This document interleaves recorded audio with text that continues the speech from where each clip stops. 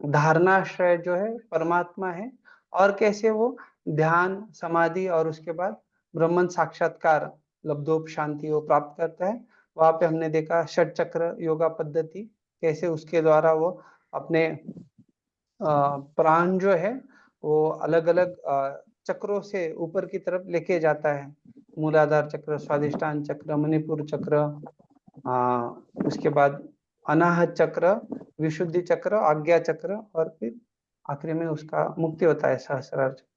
तो विशेष रूप से जो उतना प्रगति योगी नहीं है, उसकी कुछ इच्छाएं होती है, तो उसका अलग अलग जगह पे क्रम मुक्ति के द्वारा वो आगे बढ़ता है। अलग अलग उसको जगह वो रुकता है।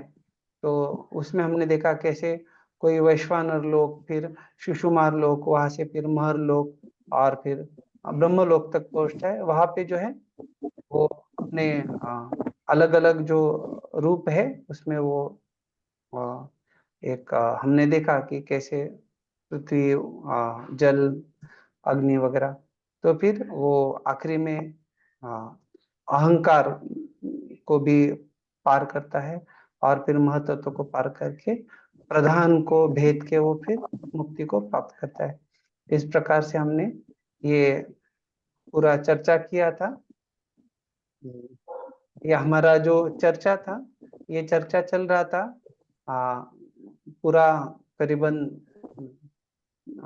तीन कक्षाओं के लिए।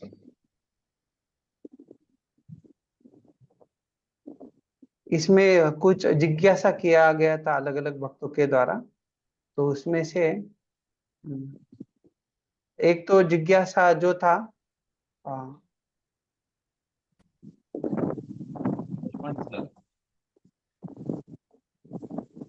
उसमें से एक हिरण्यगर्भ के बारे में पूछा गया था।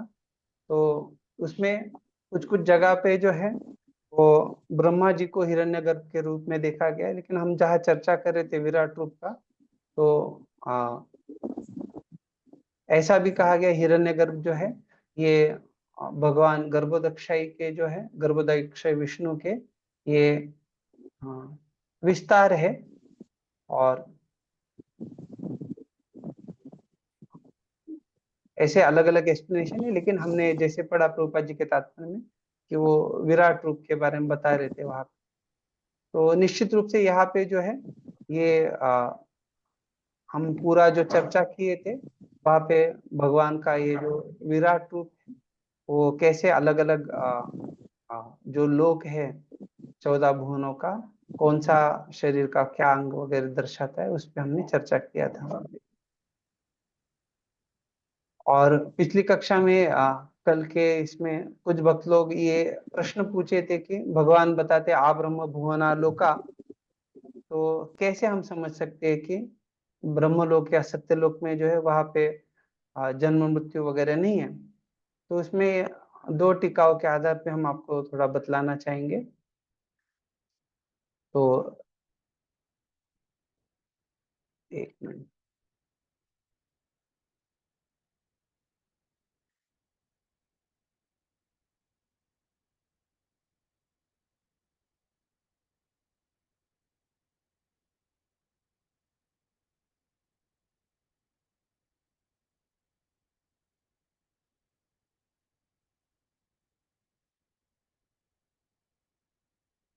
हाँ, तो यहाँ पे हम जो है श्री सुखदेव कृत जो सिद्धांत पे उसमें उन्होंने बताया गया है तथा पुनरावृत्तिस्तु ऐश्वर्य पारमेष्टयोम च तेति कर्म विनिर्मितम निषेव्य पुनरायान्ति गुण व्यतिकरे सति इति वक्षमाना। और फिर आगे बोल रहे आ ब्रह्म भुवनालोक पुनरावर्तिनो अर्जुन इति भगवत वचनाच्च। तो इसलिए यहाँ कह रहे हैं कि तो ये जो पुनरावृत्ति है, पुनरावृत्ति उसको, इसे व्यक्ति को मुक्ति तभी संभव होगा जब जैसे ये जो ब्रह्मलोक है वहां पे ऐश्वर्यम पारमेष्टयोम, अर्थात वहां पे ब्रह्मलोक में जिस प्रकार का ऐश्वर्य है उसको प्राप्त करने के बाद अगर व्यक्ति कर्म के बंधन से मुक्त हो रहा है तो वो ये जन्म मृत्यु के चक्र को पार करके जा सकता है। और फिर ये बताया गया है कि भगवान कृष्ण भी बताते हैं कि अर्थात ब्रह्मलोक से लेके सारे जो भौतिक जगत है इसमें सबको पुनर्जन्म है। तो अर्थात ये आचार्य भी बता रहे हैं कि ब्रह्मलोक में भी जो है ये पुनर्जन्म निश्चित है। तो अगर वो ये जो कर्म बंधन है उससे मुक्त नहीं हो रहा है तो ये हो गया पहला। और दूसरा जो है श्रीमद वीर राघव आचार्य जो है वो बतलाते हैं चतुर्मुख लोकस्य स्वर्गाद्यपेक्षया चिरकाल स्थायित्वम अभी प्रयन्नाह न यत्र इति न यत्र इति।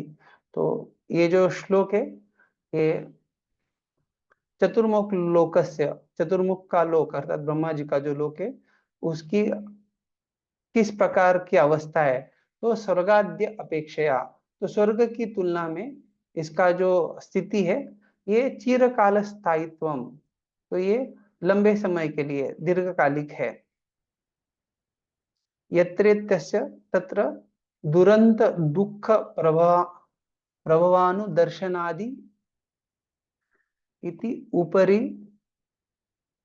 अनेन अन्वयः आर्ति दुःखम उद्वेगो मनक्षोभः भयभाग दुःख दर्शनजम ज्ञानम कुतश्चित् इत्यस्य भयम इत्यनेन अन्वयः कुतश्चित् तपवात वर्षादिभ्यः एवं विदेपि चतुर्मुख लोके ब्रह्मविदाम निर्वेद आह यच्चित् इति यद्यस्मात् इत्यर्थः। तो यहाँ पे बता रहे कि किस प्रकार से अगर कोई ब्रह्मा जी के यहाँ जन्म लेता है तो वहां पे भी जो लोग हैं उनको आर्ति दुखम, उनके लिए भी निश्चित रूप से दुख है, और उद्वेगो मनक्षोभ भय भागा, तो उनके लिए भी भय है। तो वो उनका जो है नहीं, यहाँ दुख और भय नहीं है, ये बोल रहे हैं कि ये जो है वो निश्चित रूप से ये इनको अनुभव नहीं होगा ठंड गर्मी वगैरह, लेकिन इनको जो यहाँ पे क्षोभ हो रहा है तो वो उनको दया भाव जो है उसके कारण से दुख होता है, उतना ही है। उनको बाकी इस प्रकार का दुख नहीं है जहाँ पे वो ठंड गर्म या ऐसे वायु के कारण वर्षा के कारण जो दुख है वैसे कुछ अनुभव नहीं होता। अनिदम विदाम इदम शब्दवाच्य परिदृश्यमान प्रपंच विलक्षण परम ब्रह्म विदाम क्रिया कर्मणा हेतुभूतेन दुरंत दुख प्रभावानुदर्शनात्। तो बोल रहे हैं निदम विदाम अर्थात जो लोग ब्रह्म ज्ञान में उनको ज्यादा पता नहीं है, पारंगत नहीं है, समझ नहीं पाते, तो ऐसे और जो क्रिया कर्मणा हेतु भूते, जो ये भौतिक संसार का जो सुख दुख है इसमें लिप्त हो गए, ऐसे लोग जो है ये प्रभाव, ऐसे लोगों को जो है बार बार जन्म के चक्कर में आना पड़ता है। दुरंतम अपारम यद दुखम तस्य प्रवाह प्रवत्यस्मादिति प्रवाह। तो ये कह रहे कि ये जो यद दुखम तस्य प्रवाह, यहाँ पे दुख का अनुभव जो है ये निश्चित रूप से जन्म मृत्यु के चक्र के कारण से होता है दुख। और ये जो लोग हैं जो ब्रह्मा जी के यहाँ जन्म लेते, उनको ये स्थायी मुक्ति नहीं है। क्यों? क्योंकि वहां पे भी पुनर्जन्म का भय होता है। तो यहाँ पे इन्होंने स्पष्ट दिया है कि उनका भी जो है ये स्थायी मुक्ति नहीं है। यह चतुर्मुख लोके भी ब्रह्मविद भी कर्म हेतु दुरंत दुखम चित्तेना अनुमीयत इति यत्तत हेव हेतुर्विशेषम। तो इनको जो है यहाँ पे भी निश्चित रूप से पुनरावृत्ति है, उसका भय लगा रहता है।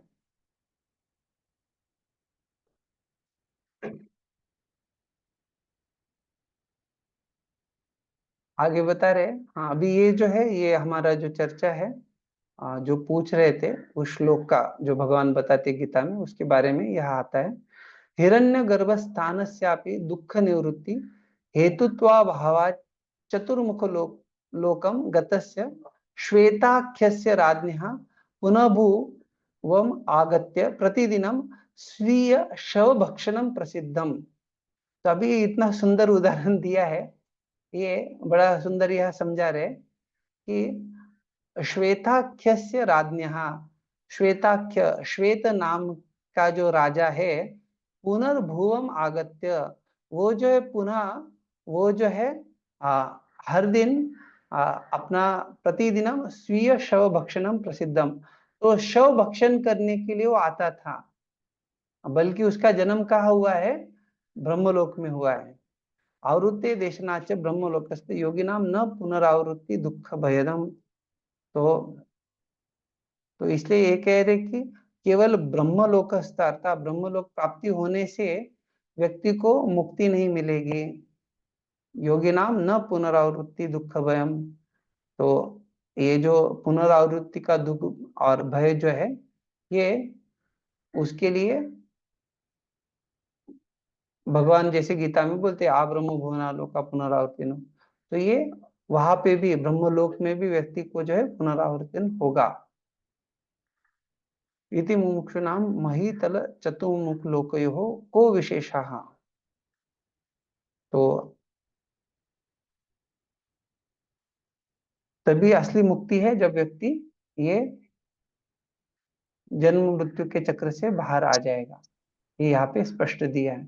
तो यहाँ दोनों आचार्यों ने जो है ये अब्रह्म भुवना लोका ये जो श्लोक ये बतला है, और उन्होंने बताया कि वहां पे भी जो है पुनर्जन्म का भय रहता है, और ये जो श्वेत राजा है उसका भी उदाहरण बताया है। तो आपको कुछ जानने का इच्छा है श्वेत राजा के बारे में? आपको इच्छा है तो हम वो भी बताएंगे। बताइए प्रभु जी, ये श्वेत राजा कौन है? तो हम हरे एक कृष्णा। संक्षिप्त में बताते हैं। ये जो है यहाँ पे जो अगस्त्य ऋषि थे वो हरे आ, कृष्णा प्रभु जी। हाँ, ये जो दो श्लोक जो आप बोल रहे थे, ये किनके श्लोक है? अपने भागवत का श्लोक तो नहीं है?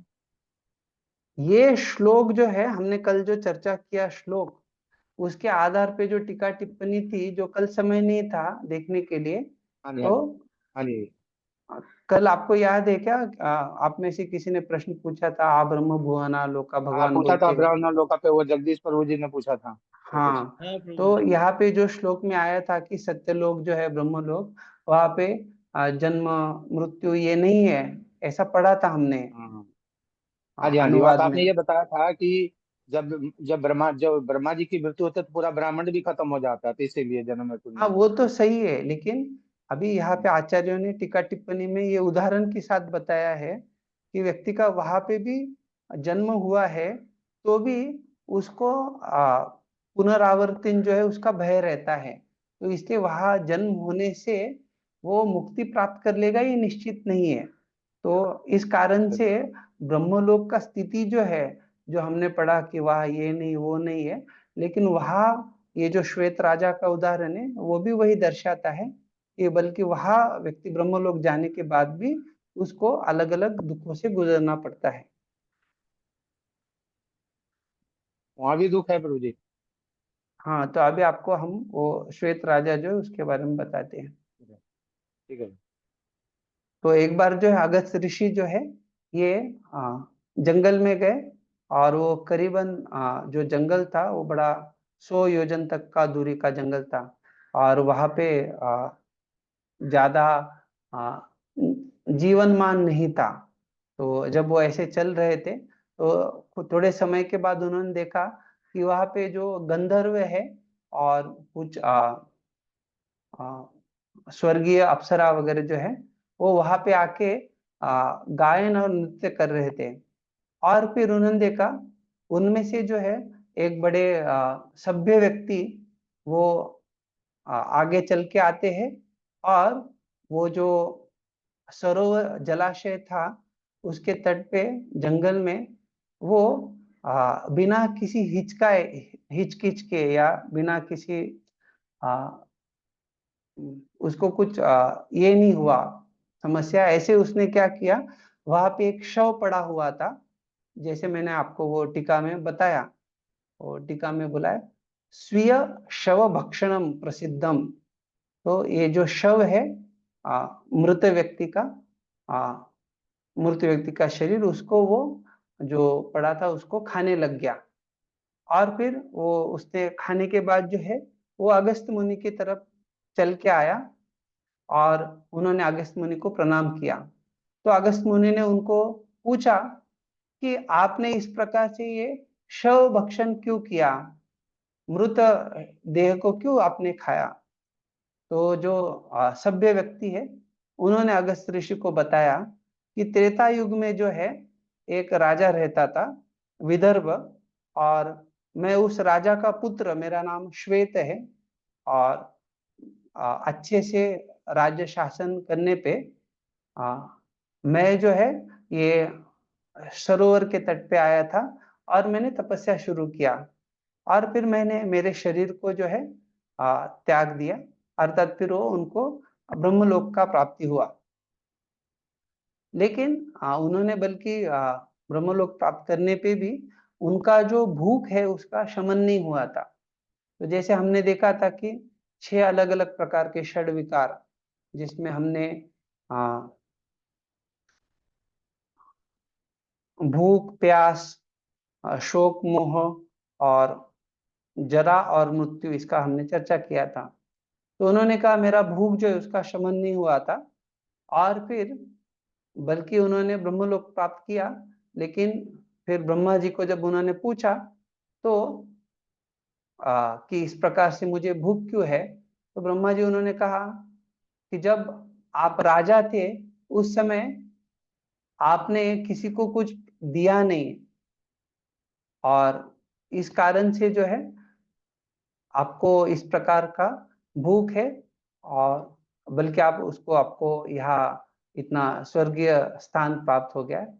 और फिर उसके लिए उपाय बोल के ब्रह्मा जी ने उनको बताया कि हर दिन जो है आप जा सकते हैं वो जो सरोवर है उसके पास, और वहां पे जो मृत शरीर है उसको खा सकते हैं।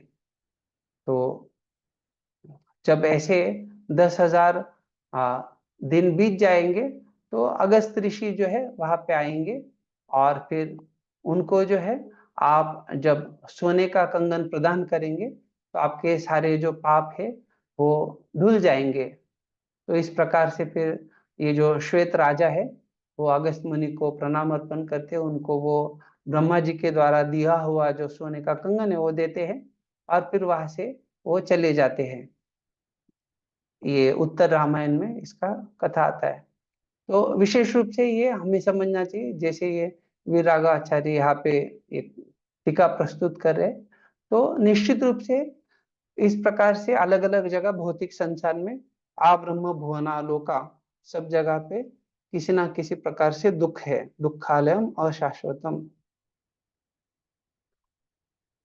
प्रभु जी ठीक ये है अभी घटना हाँ। है वो ब्रह्मलोक की है, सत्यलोक में हुई थी ये। हम्म। ओके।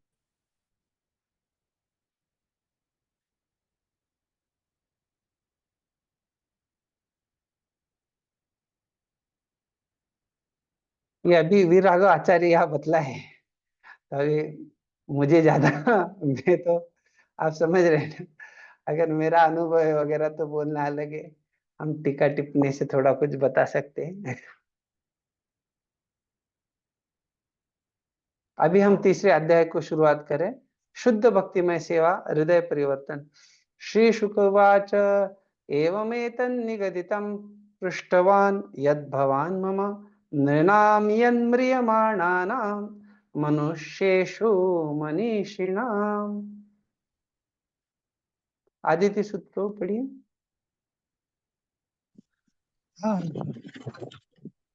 श्रील सुखदेव गोस्वामी ने कहा, हे महाराज परीक्षित, आपने मुझसे मरणासन्न बुद्धिमान मनुष्य के कर्तव्य के विषय में जिस प्रकार जिज्ञासा की उसी प्रकार मैंने आपको उत्तर दिया है।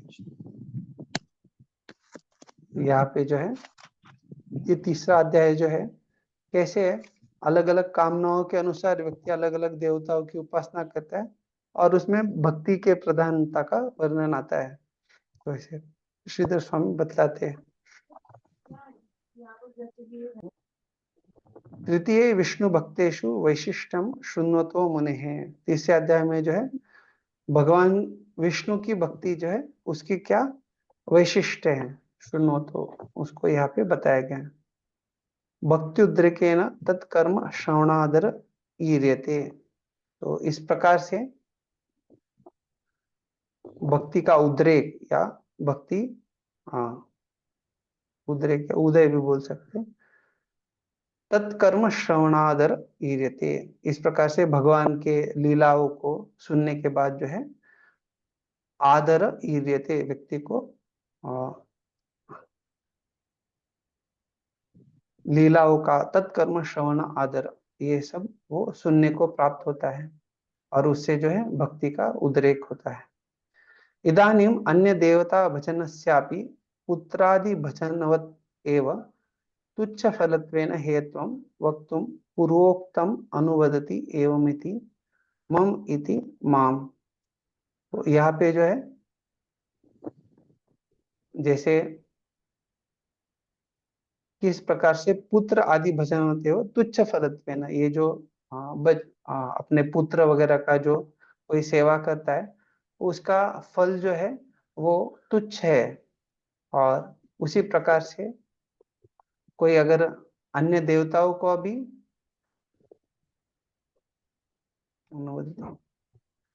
पूजा वगैरह करता है तो इसलिए यहाँ पे ये बोला जा रहा है कि वो आराधना तुच्छ है या उसको त्याज्य कहा गया है। तो इसलिए इस यहाँ पे पूर्वोक्त अनुवदति एवं इति, इसका अर्थ ये बतलाया गया है। और मम से ममयति माम अर्थात मुझको ये बताया जा रहा है। कदाचित दैव योगेन अर्थात भाग्यवश मनुष्यत्व प्राप्तेषु, अगर किसी को मनुष्य शरीर प्राप्त हुआ है, जीवेशु ये मनीषिणः तेषाम, और उसमें कोई अगर बुद्धिमान व्यक्ति है तो तत्रापि ये म्रियमाणः तेषाम विशेषत एवं तद हरिकथा श्रवणादिकं निगदितं विहितम इत्यर्थः। तो ऐसे भाग्यवश किसी को मनुष्य शरीर मिला है और उसमें अगर कोई बुद्धिमान है, और निश्चित रूप से सारे म्रियमाणम, ये जो है हर एक को मरना ही है, तो ऐसे सबके लिए यहाँ विशेष रूप से बताया गया है कि व्यक्ति को एवं एतद हरि कथा श्रवणादिकम निगदितम, तो उनके लिए भगवान की कथा श्रवण करना ये बतलाया गया है, निगदितम।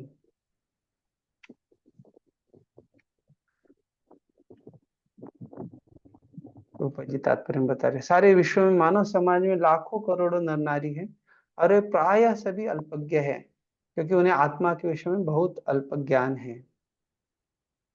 तो सामान्यतः प्रभुपा जी ये जो मूलभूत शिक्षा है, हम शरीर नहीं बल्कि हम आत्मा हैं, और उसके आधार पे कैसे लोग अज्ञान ही बता रहे आत्म तत्व के ज्ञान के बारे में।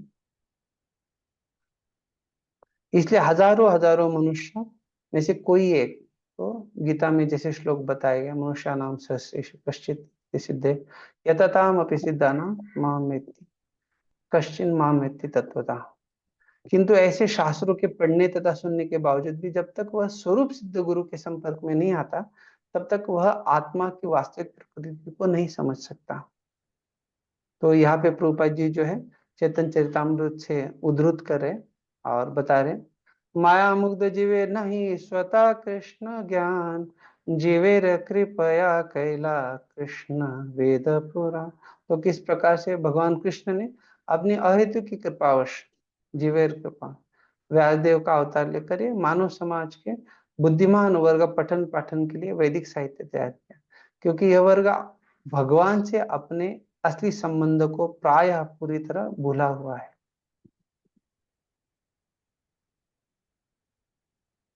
क्योंकि सारे मनुष्य बुद्धिमान नहीं होते, अतः मनुष्य जीवन की महत्ता हमेशा ठीक से समझ में नहीं आती। इसलिए यहाँ पर मनीषी नाम अर्थात बुद्धिमान का विशेष प्रयोग हुआ है। महाराज परीक्षित जैसे मनीषी नाम को भगवान कृष्ण के चरण कमल ग्रहण करने चाहिए तथा भगवान के पवित्र नाम तथा उनकी लीलाओं के श्रवण कीर्तन आदि में अपने को लगाना चाहिए, क्योंकि ये सभी हरि कथामृत है। यह कृत्य विशेष रूप से मरणासन्न व्यक्ति के लिए संस्तुत है। अभी हम देखते हैं कि हमने जो चर्चा किया था, विशेष रूप से श्रीधर स्वामी जो बता रहे हैं, तो उस टीका के आधार पे ये सारा क्या दिया गया है। हरि कथा श्रवणादिकम, लीलाओं के श्रवण कीर्तन आदि में अपनों को लगाना चाहिए। और विशेष रूप से ये बताया गया म्रियमाणस तेषाम निगदितम, विशेषता, तो यह कृत्य विशेष रूप से मरणासन व्यक्ति के लिए संस्तुत है।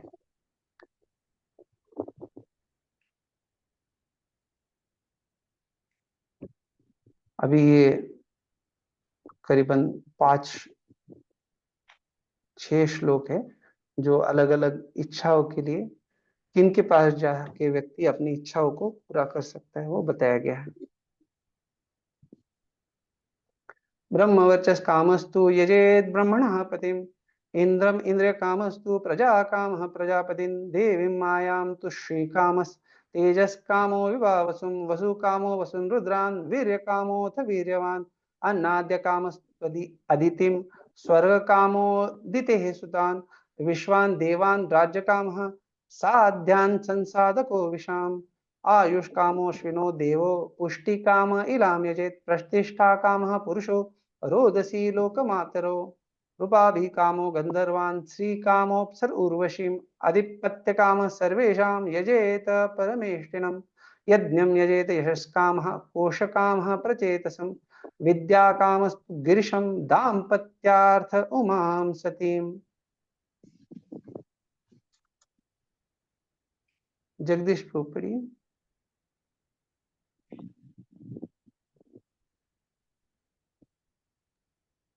हरे कृष्ण प्रभु।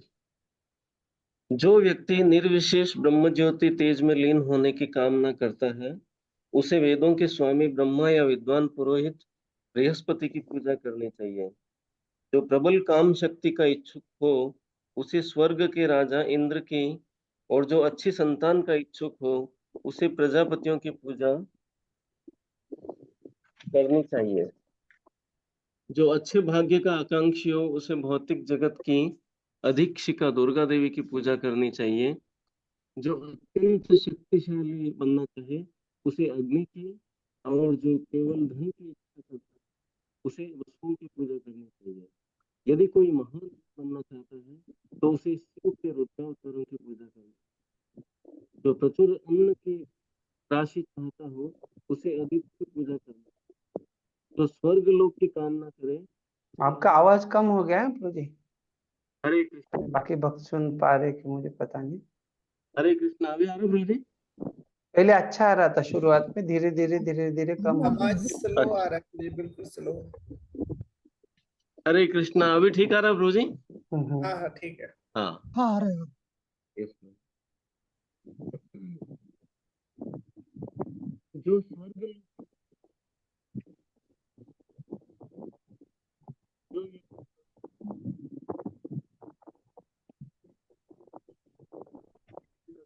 आवाज नहीं आ रहा है प्रभु जी। आप पढ़िए हेमराम प्रभु, स्टार्ट आवाज से चला पढ़ू गया प्रभु जी। उनका। हम स्टार्ट से पढ़ू। यहाँ से पढ़िए, उन्होंने जितना पढ़ा है ना, यदि कोई महान वीर बनना चाहता है, यहाँ तक उन्होंने पढ़ा है। हरे कृष्ण। यदि कोई महान वीर बनना चाहता है तो उसे शिव के रुद्र अवतारों की पूजा करनी चाहिए। जो प्रचुर अन्न की राशि चाहता हो, उसे अदिति की पूजा करनी चाहिए। जो स्वर्गलोक की कामना करे, उसे अदिति के पुत्रों की पूजा करनी चाहिए। जो व्यक्ति सांसारिक राज्य चाहता हो, उसे विश्वदेव की, और जो जनता में लोकप्रियता का इच्छुक हो, उसे साध्य देव की पूजा करनी चाहिए। जो दीर्घ आयुष्य की कामना करता हो, उसे अश्विनी कुमारों की, और जो पुष्प शरीर है, उसे पृथ्वी की पूजा करनी चाहिए। जो अपनी नौकरी पद के स्थायित्व की कामना करता हो, उसे क्षितिज तथा पृथ्वी दोनों की सम्मिलित पूजा करनी चाहिए। जो सुंदर बनना चाहता हो, उसे गंधर्व लोक के सुंदर निवासियों की, और जो अच्छी पत्नी चाहता हो, उसे अप्सराओं तथा स्वर्ग की उर्वशी अप्सराओं की पूजा करनी चाहिए। जो दूसरों पर शासन करना चाहता हो, उसे ब्रह्मांड के प्रमुख ब्रह्मा की पूजा करनी चाहिए। जो स्थायी कीर्ति का इच्छुक हो, उसे श्री भगवान की, तथा जो अच्छी बैंक बचत चाहता हो उसे वरुण देव की पूजा करनी चाहिए। यदि कोई अत्यंत विद्वान बनना चाहता हो तो उसे शिव की, और यदि कोई अच्छा वैवाहिक संबंध चाहता है तो उसे शिव की सती पत्नी देवी उमा की पूजा करनी चाहिए। हरे कृष्णा प्रभु जी। धन्यवाद।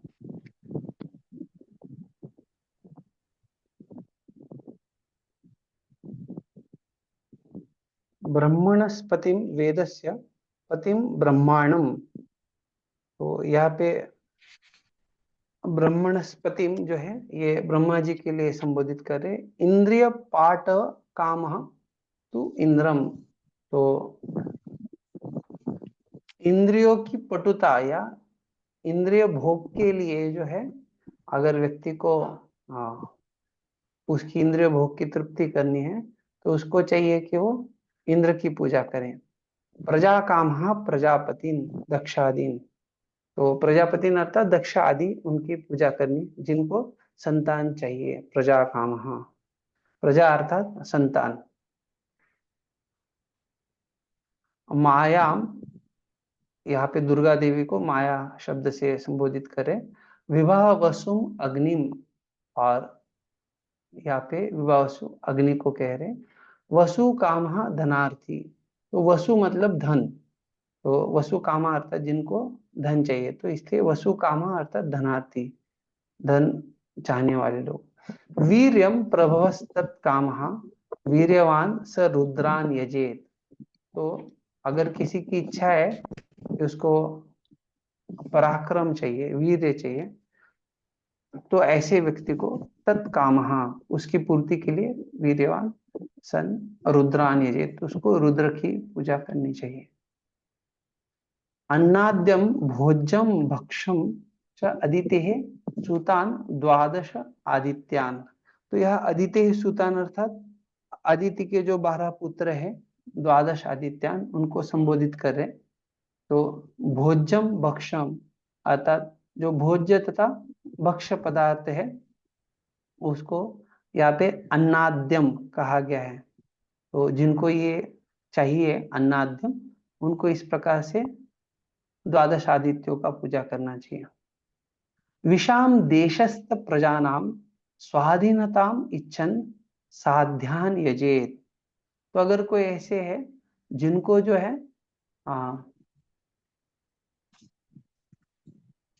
विषाम देशस्थ प्रजानाम स्वाधीनताम इच्छन, तो जो लोग जो है अपना प्रजा को अपने अधीन बनाना चाहते हैं।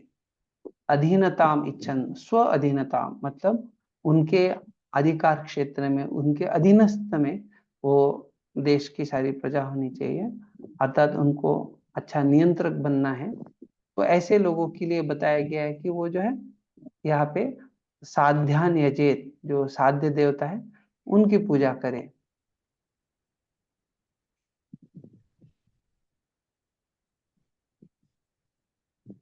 इलाम अर्थात पृथ्वी, प्रतिष्ठा स्थानाद प्रच्युति ही। अगर कोई व्यक्ति अपने स्थान पे टिका रहना चाहता है, अर्थात अपनी प्रतिष्ठा बनाए रखना चाहता है, तो ऐसे व्यक्ति के लिए भी ये कहा गया। तो इसलिए प्रतिष्ठा अर्थात स्थानाद प्रच्युति ही। रोदसी द्यो भूमि। तो यहाँ पे जो है रोदसी शब्द से आकाश और भूमि ये दोनों को संबोधित करें, और ये आकाश और भूमि ये दोनों को माता के रूप में यहाँ पे बतला रहे। अप्सराश्चा सो उर्वशी चताम। तो यहाँ पे जो उर्वशी अप्सरा है उसके बारे में बताया जा रहा है। निश्चित रूप से ये जो उसका पूजा करने का बता रहे, जो लोग जो है वो श्री काम, जिनको जो है सुंदर श्री प्राप्त करने की इच्छा है उनके लिए। और यज्ञम यज्ञोपाधिम विष्णु, और यज्ञ जब बोला जा रहा है तो निश्चित रूप से वो विष्णु अर्थात भगवान विष्णु को संबोधित करके कोशः वसु संचयः, वसु अर्थात धन जो है, तो कोशा या जब बताया गया है कि धन संपत्ति का जो संचय उसको यह वसु कहलाया गया है। वसु काम इत्यत्र धन मात्रमिति भेदः। तो इसलिए कह रहे कि जिनको इस प्रकार से धन वगैरह इकट्ठा करना है तो ऐसे लोगों को चाहिए कि वो प्रचेताओं की आराधना करे।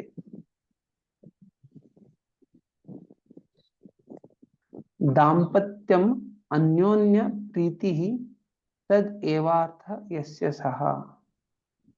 और किसी को अगर दाम्पत्य चाहिए और उनका अन्योन्य, अन्योन्य अर्थात एक दूसरे के प्रति जो प्रेम है वो बढ़ना चाहिए। दाम्पत्य अर्थात पति पत्नी जो है तो उनका एक दूसरे के प्रति जो प्रेम है वो बढ़ना है, तो उसके लिए वो बता रहे हैं कि उनको दाम्पत्यार्थम उमाम सती, तो उनको सती की या पार्वती देवी की आराधना करनी चाहिए।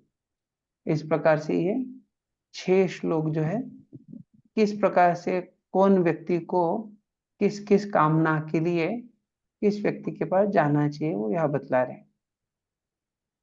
बल्कि यहाँ पे भगवान विष्णु का भी बात आता है, जैसे यज्ञम यजे यश कामः, तो किसी को अगर यश चाहिए तो यज्ञ पुरुष जो है यज यजेत यशस कामः, यज्ञम यजेत अर्थात भगवान विष्णु की आराधना करनी है।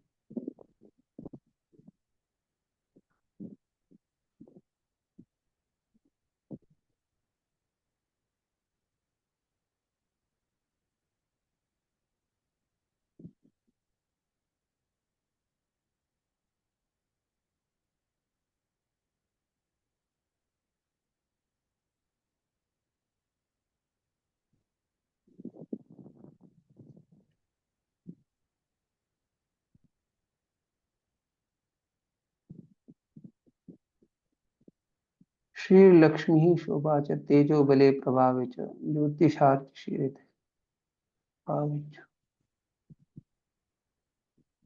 वसु हिरण्यम गावश्च इति।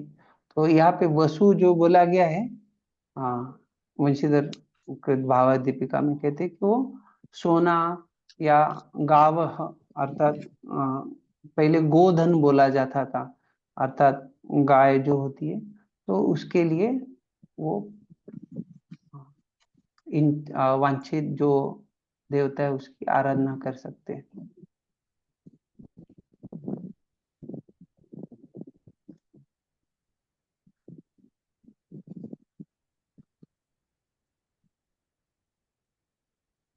मतलब वसुओं की पूजा करेंगे। वीर कामा बहुत सी संभोगादित्यम।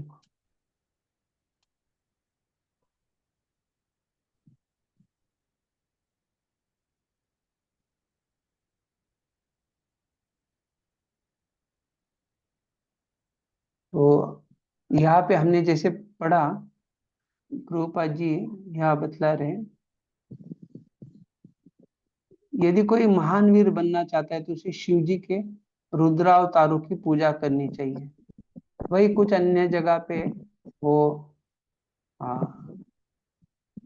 उसके लिए अलग रूप से बोला गया वीर्यम।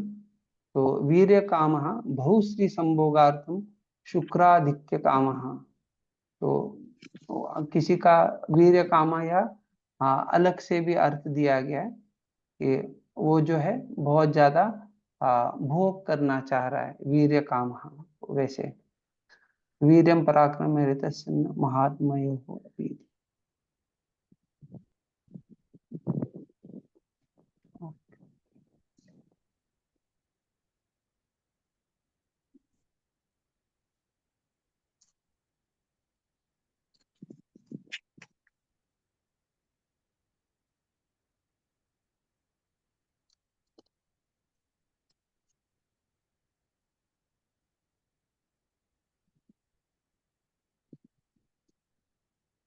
देवीं देवस्य विष्णु सममायां विस्माप। ओके, तो यहाँ पे श्लोक में जैसे ही बोला गया है कि देवीं मायाम तु श्री काम तेजस काम विभाव, देवी मायाम तु जो बोल रहे, तो निश्चित रूप से यहाँ पे बता रहे कि क्योंकि ये भगवान की जो शक्ति है मायाम विस्मापनीय शक्ति, तो ये शक्ति जो है मोहित कर देने वाली शक्ति है, इसलिए यहाँ मायाम इस प्रकार से उसको बोल रहे हैं।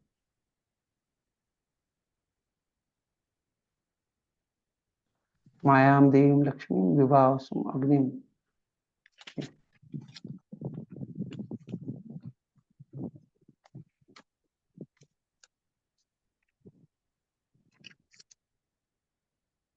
हाँ, यहाँ पे जीव गोस्वामी बतला रहे वीर्यवान अर्थात गलत छेदनादि साहसवान इत्यर्थः। तो प्रभुपाद जी ने ये जैसे जीव गोस्वामी ये बता रहे, इसके आधार पे वो लिखा हुआ है वीर्यवान के बारे में।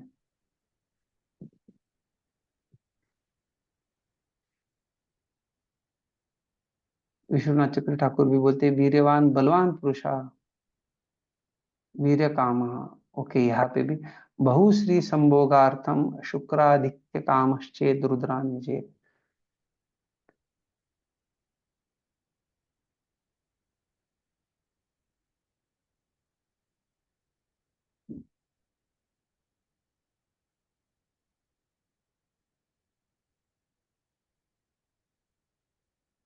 तो यह बता रहे यजेद अथ यजनानंतरम वीर्यवान स्यात्, ऐसा व्यक्ति जब इस प्रकार से पूजा करेगा तो उसके बाद वो वीर्यवान होगा।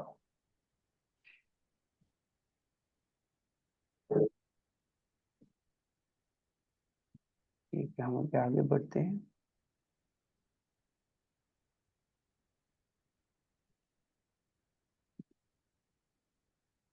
रूपा जी तात्पर्य में बता रहे विभिन्न विषयों में सफलता के इच्छुक विभिन्न पुरुषों के लिए पूजा की विधियां भिन्न भिन्न हैं, क्योंकि बहुत अलग अलग प्रकार की इच्छा है और अलग अलग क्षेत्र में अलग अलग प्रकार के इच्छाओं के कारण उनकी पूजा की विधियां भी अलग अलग बताई गई।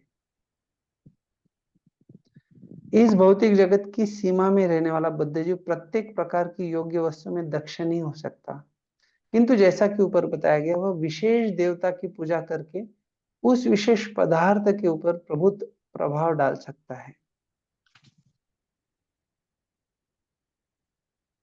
तो रावण का उदाहरण बता रहे हैं, लेकिन फिर भगवान रामचंद्र ने उसको। तो प्रभुपाद जी यहाँ अल्पज्ञ लोगों के बारे में बताते हैं किस प्रकार से काम ऋतज्ञान प्रपद्यन्ते देवता। तो ये 7वें अध्याय का 20वां श्लोक है, जिसमें प्रभुपाद जी समझा रहे कि लोग इस प्रकार से अलग अलग कामनाओं के लिए अन्य अन्य देवी देवताओं के शरण जाते हैं। तम तम नियमम आस्थाय प्रकृत्या नियतः स्वया। उसमें कहा गया है कि जो सद विवेक से विहीन है या जिनकी बुद्धि माया की भ्रामक शक्ति से हर ली गई है, वे जीवन में विभिन्न देवताओं को प्रसन्न करके या वैज्ञानिक प्रगति के नाम पर भौतिक सभ्यता में उन्नति करके जीवन के सारे भोगों को प्राप्त करना चाहते हैं। तो इसलिए कह रहे कि ये जो लोग हैं कामस्तै, अर्थात उनको अलग अलग प्रकार की भोग करने की इच्छा है, लेकिन वो जीवन की जो सच्ची समस्या है उसके लिए कुछ नहीं प्रयास कर रहे, और वो देवी देवता भी उसका हल नहीं कर सकते। भगवत गीता तथा श्रीमद् भागवतम में ऐसे अल्पज्ञ व्यक्तियों को, इनका वर्णन जो है सभी प्रकार के सद विचारों से विहीन व्यक्तियों के रूप में हुआ है।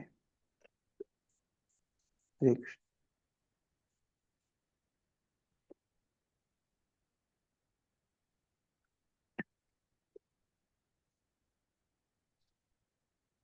सुखदेव गोस्वामी ने बताया कि जीवों की 84 लाख योनियों में से मनुष्य जीवन अत्यंत दुर्लभ एवं मूल्यवान है, और ऐसे व्यक्तियों में भी वे लोग और भी दुर्लभ है जो भौतिक समस्याओं के प्रति सचेष्ट हो।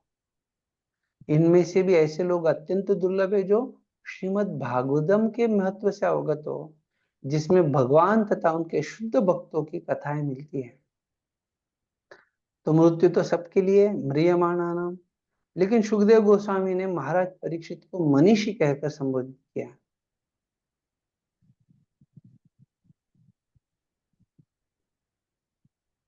बुद्धिमान मनुष्य को चाहिए कि इन आकांक्षाओं से बचे और बजाय इसके भगवत धाम वापस जाकर स्थायी जीवन को खोजे।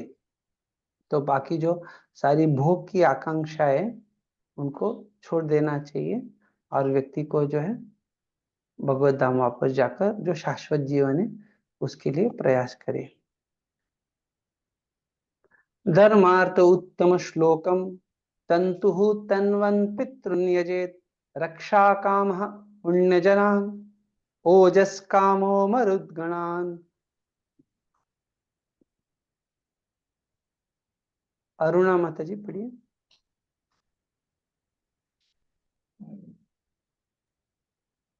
कृष्णा प्रभु जी।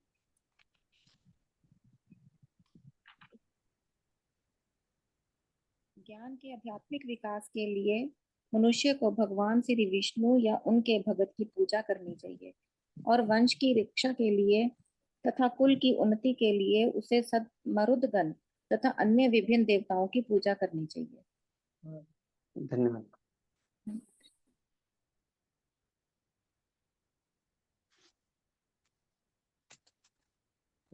तो धर्मार्थो धर्म कामः, तो यहाँ पे कहा गया है जिसको धर्म अर्थ, अर्थात जो धर्म के लिए इच्छुक है उसको धर्म की कामना है, तो क्या है उत्तम श्लोकोपाधि विष्णु, तो उसको भगवान विष्णु की उत्तम श्लोक की पूजा करनी चाहिए।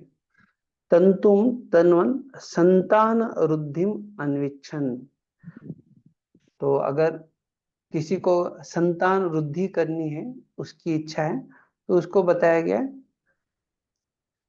ओके तंतुम तन्वन, तो उसके लिए पितरों को पूजा करना है। रक्षा बाधा निवृत्ति तत्काम पुण्य जनान यक्षान, तो रक्षा, अभी रक्षा काम मतलब जो अलग अलग प्रकार की समस्याएं बाधाएं आती है उससे अगर किसी को मुक्ति चाहिए, उसे वो मुक्त होना चाहता है, तो उसके लिए बताया गया पुण्य जनान यक्षान, तो जो है वो निश्चित रूप से यक्षों की पूजा करेगा। ओजो बलम तत्कामो मरुद्गणान देवान, और किसी को अगर बल चाहिए ओजस कामो, तो ऐसे बल के इच्छुक लोगों के लिए बताया गया तत्कामः मरुद्गणान देवान, उनको मरुद्गण नाम के देवताओं की पूजा करनी चाहिए। ये मरुद्गण कौन होते हैं, किसी को पता है? हवा, जो 49 मरुदगण है ना प्रभु जी, जो दिति के जो पुत्र हुए थे। हाँ, कैसे हुए थे वो? इंद्र जो वो है उन्होंने एक को हाँ 7 में उनके विभाजित किया, फिर 7 को फिर और साथ में। अच्छा ऐसे वो 49, तो 7 में ही वो दिति के गर्भ से बाहर आए, तो वो इंद्र के हितैषी थे। इस प्रकार से वो 49 मरुद्गण।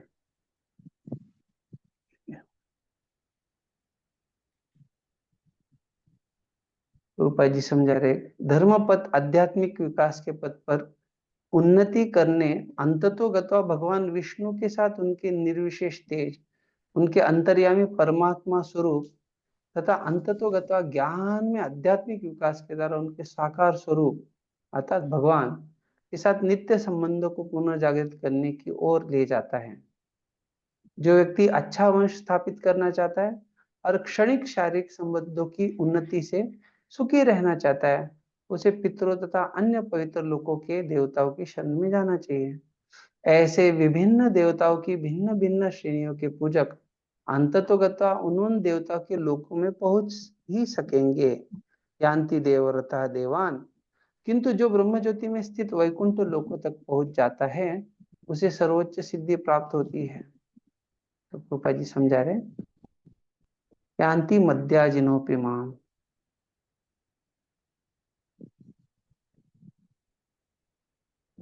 राज्य कामो मनुन देवान निवृत्तिम त्वविचरन् यजेत, काम कामो यजेत सोमम अकामः पुरुषम परम।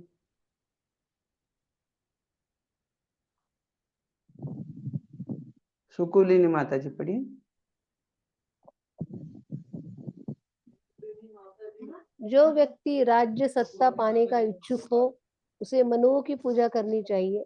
जो व्यक्ति शत्रुओं पर विजय पाने का इच्छुक हो उसे आसुरों की, और जो इंद्रिय तृप्ति चाहता हो उसे, प्रभु जी रोल कीजिए प्लीज ऊपर, उसे चंद्रमा की पूजा करनी चाहिए। किंतु जो किसी प्रकार के भोग की इच्छा नहीं करता उसे पूर्ण पुरुषोत्तम भगवान की पूजा करनी चाहिए। हरे कृष्ण। धन्यवाद। अकाम एकांत भक्त, अर्थात उसको दूसरा कोई इच्छा नहीं, एकांतिक भक्ति में ही वो आगे बढ़ना चाहिए।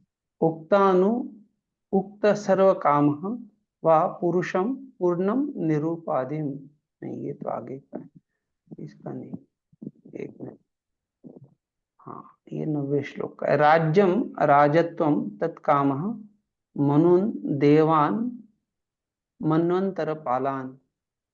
तो राज्यम अर्थात राजत्वम को बोला गया है, तत्काम मनुन देवान, तो इसके प्राप्ति के लिए जो मनु या मनवंतर के जो पालान अर्थात अधिपति देव है उनका पूजा करना है।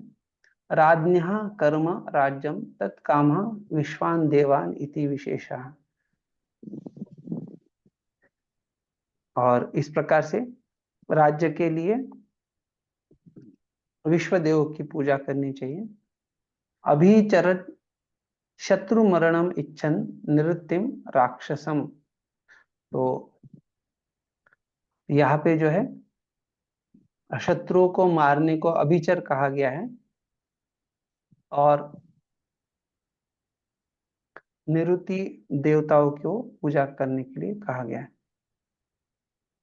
काम कामो भोगेच्छु, और जिसको अलग अलग प्रकार के भोग चाहिए तो उसको चंद्रमा का पूजा करने के लिए बोला है।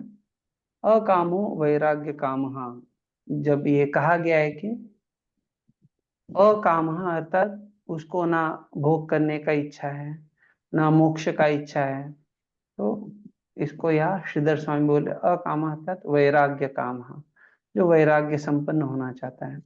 पुरुषम परम प्रकृति व्यतिरेकोपाधिम ईश्वरम, अर्थात जो परम पुरुष है भगवान, तो प्रकृति व्यतिरेक उपाधिम ईश्वरम, तो उनको जो है ये प्रकृति का जो उपाधि रहित ईश्वर है, परमेश्वर है, उनकी आराधना करनी चाहिए। क्योंकि अकाम अर्थात उनको भौतिक कामनाएं नहीं है, और जो भगवान परमेश्वर जो है उनको किसी भी प्रकार से प्रकृति का कोई उपाधि नहीं है, उन उपाधियों से वो रहित है, व्यतिरेक, इस कारण से उनका पूजा करना है।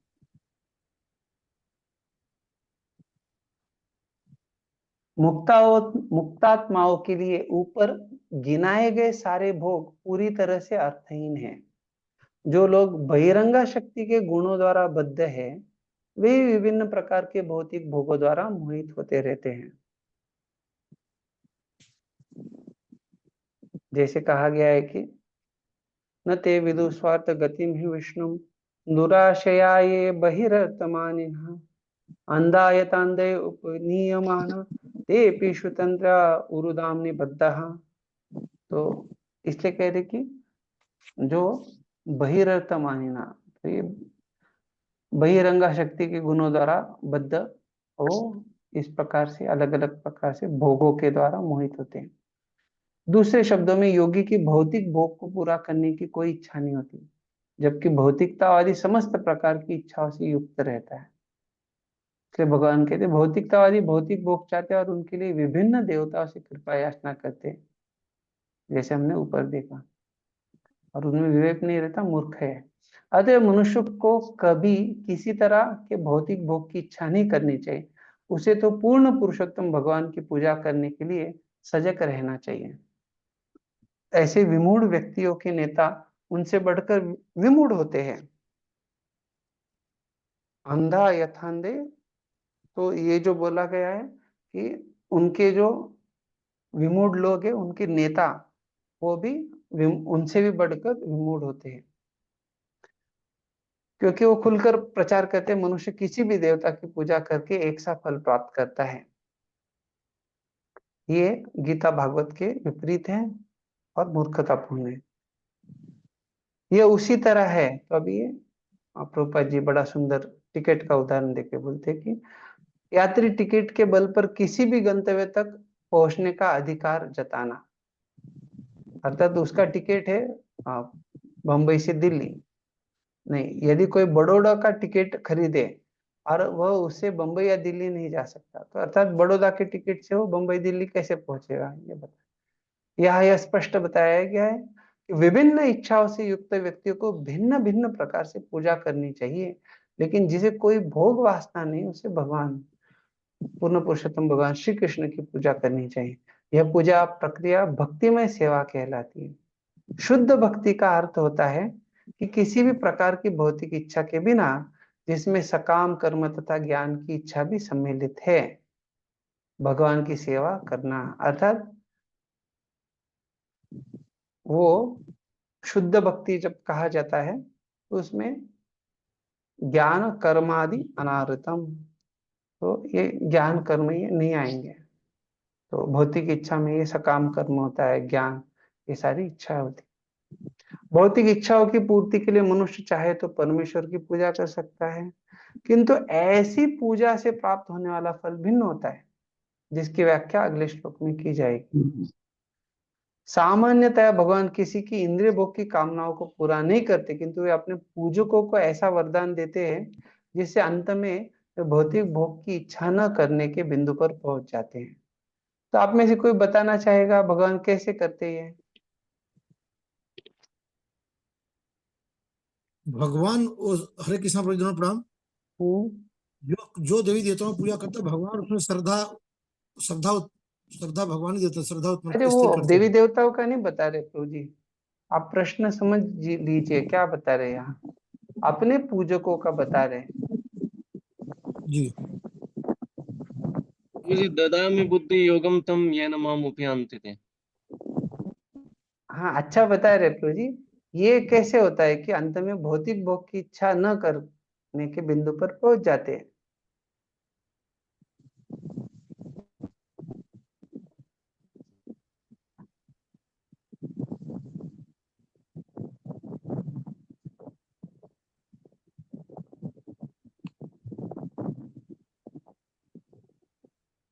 प्रभु जी भगवान की भक्ति करने से ज्ञान और वैराग्य आ जाता है ना। बढ़िया एकदम। तो हम देखते हैं कि यहाँ पे जब बताया जा रहा है, एक प्रकार से विषय भोग जो है वो विष के समान प्रतीत होता है, और इसलिए भगवान जो है कहते कि आमी विज्ञ, तो भगवान जो है उसको ये जहर या विष नहीं देते, बल्कि स्वचरणामृत दिया, विषय भुलाइया। तो उनको जो है अपने स्वयं के भक्ति में, स्वयं के चरणों में उनको आश्रय प्रदान करके ये जो सारे भौतिक भोगों की इच्छा है उससे वो दूर करते हैं। निष्कर्ष यह निकला कि मनुष्य को भौतिक भोग की इच्छाएं कम कर देनी चाहिए, और इसके लिए उसे पूर्ण पुरुषोत्तम भगवान की पूजा करनी चाहिए, जिन्हें यहाँ परम या किसी भी भौतिक वस्तु के परे कहा गया है। और शंकराचार्य भी कहते हैं नारायण परो अव्यक्त, परमेश्वर भौतिक चक्र से परे है। अभी ये बड़ा प्रसिद्ध श्लोक है। अकामः सर्वकामो वा मोक्ष काम उदारदिः तीव्रेण भक्ति योगेन यजेत पुरुषं परम। राघवेंद्र प्रभु पढ़िए।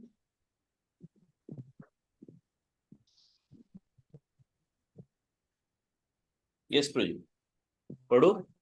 आवाज आ रही है? Yes yes.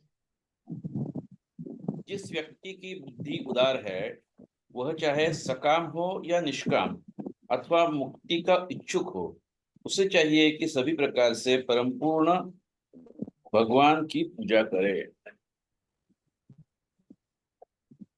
तो हर अवस्था में अकाम सर्वकाम मोक्ष काम, तो सकाम निष्काम अथवा मुक्ति काम, ये तीनों के लिए बता रहे हैं। विशेष रूप से कह रहे कि बुद्धि व्यापक है तो उदार धी, धी अर्थात बुद्धि, व्यापक बुद्धि वाला।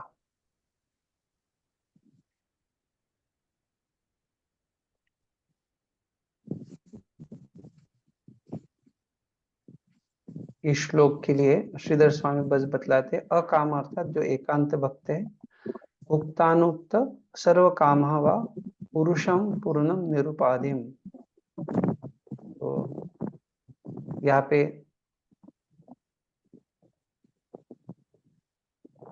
हमने करीबन 6 श्लोक देखे थे पहले और उसके बाद भी चर्चा किया। तो ये जो सारे श्लोकों में अलग अलग इच्छाओं के बारे में बताया गया है। तो हो सकता है कि उक्त अनुक्त अर्थात जो बोला गया है या जो नहीं बोला गया है, ऐसे सारी इच्छाओं की पूर्ति के लिए व्यक्ति को जो है वो पुरुषम पूर्णम, तो पूर्ण पुरुष भगवान का आराधना करना चाहिए।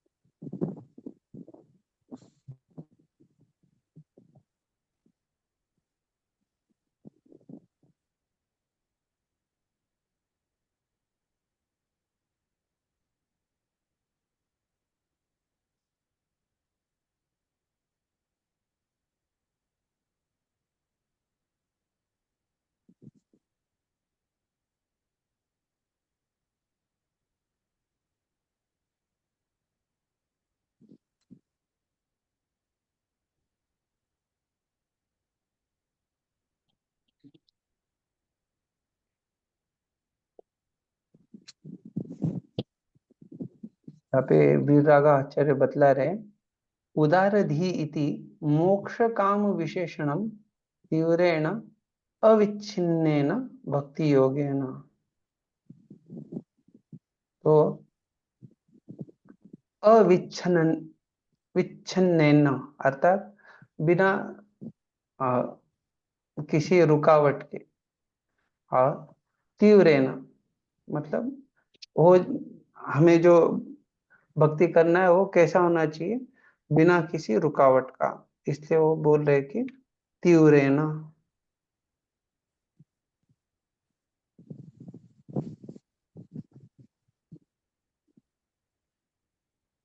विजय ध्वज बता रहे, अकाम भगवत प्रसादम अंतरेणान्यत्र कामः। अकाम का अर्थ होता है जिसे कोई दूसरी इच्छा नहीं है, जिसमें भगवत कृपा में अंतर हो जाए या भगवत कृपा न प्राप्त हो।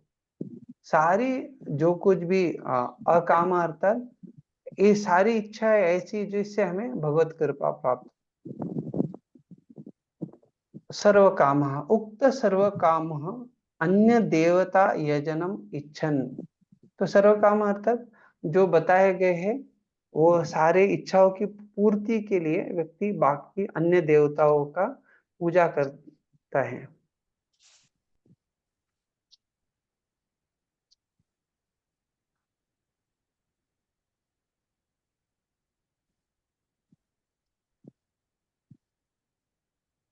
तो ये सारे जो अलग अलग देवताओं की पूजा करने हो जाता है, तो कह रहे कि उनको पूजा करने से परम पुरुषम यजेत विष्णु यजने साधनम आहा। और वो बता रहे कि इसलिए उन सारी इच्छाओं के लिए वो देवताओं, अन्य देवताओं के पास जाने से व्यक्ति क्या करे, परम पुरुष विष्णु यजने, भगवान विष्णु की आराधना करे। किस प्रकार से, साधनम आह, तो वो तीव्रेण तीव्रेण बताया गया।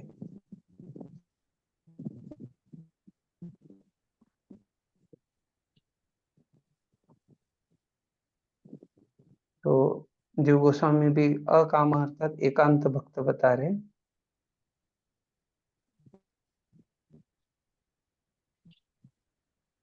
तीव्रेण अर्थात दृढ़ेन स्वभावत, दृढ़ता से वो करना चाहिए।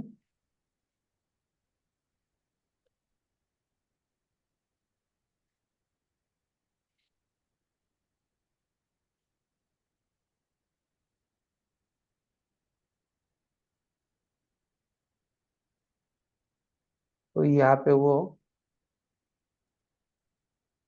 कपिल मुनि के द्वारा जो है, हाँ, कर्दम मुनि को जो श्लोक बोला गया है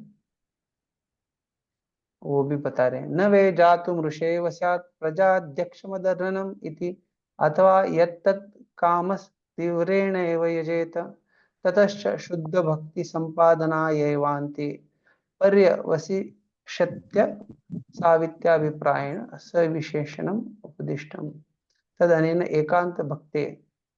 तो उन्होंने कर्दम मुनि को भी इस प्रकार से एकांत भक्ति का उपदेश किया। और मुमुक्षु वा तद भक्ति योग से वा विधेयत्वम किम वक्तव्यम। तो कोई एकांत भक्ति या मुक्ति चाहने वाला हो तो सबके लिए वो भक्ति योग का पालन करना है। अपितु सर्व कामेषु अपिति, तो एकांत भक्ति हो गया, मुमुक्षु मोक्ष चाहने वाला हो गया, साथ साथ सर्व कामेषु अपिति तदेव सर्वथापि निर्णितम। तो सारी अलग अलग कामनाओं की भी इच्छा है तो भी उसको भगवान के भक्ति में लगना चाहिए। तो अकामत्वम भजनीय परम पुरुष सुख मात्र सुखत्व सुखत्वम भक्ति मात्र कामत्व व्याख्याते। ओके,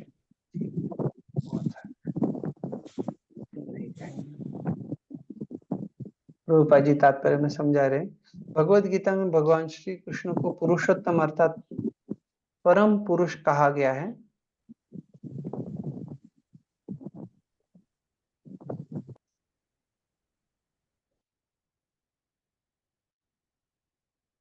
वे ही है जो निर्विशेषवादियों को ब्रह्म ज्योति में लीन करके उन्हें मोक्ष प्रदान करने वाले हैं। यह ब्रह्म ज्योति भगवान से पृथक नहीं है। जिस प्रकार प्रकाशमान सूर्य किरणें सूर्य गोलक से पृथक नहीं होती है, अतः जो परम निर्विशेष ब्रह्म ज्योति में लीन होना चाहता है उसे भी भक्ति योग द्वारा भगवान की पूजा करनी चाहिए, जैसे कि यहाँ पर संस्तुति की गई है। तीनों हमने चर्चा किया, अकाम, सर्वकाम या मोक्ष काम। यहाँ पर सर्व सिद्धि प्राप्ति के साधन भक्ति योग पर विशेष बल दिया गया है। पिछले अध्यायों में बताया गया है कि कर्मयोग तथा ज्ञान योग दोनों का चरम लक्ष्य भक्ति योग है। उसी तरह इस अध्याय में यह घोषणा की गई है कि विभिन्न देवताओं की भिन्न भिन्न प्रकार से पूजा करने का चरम लक्ष्य भक्ति योग है। आत्म साक्षात्कार का परम साधन होने के कारण इस प्रकार यहाँ पर भक्ति योग की संस्तुति की गई है।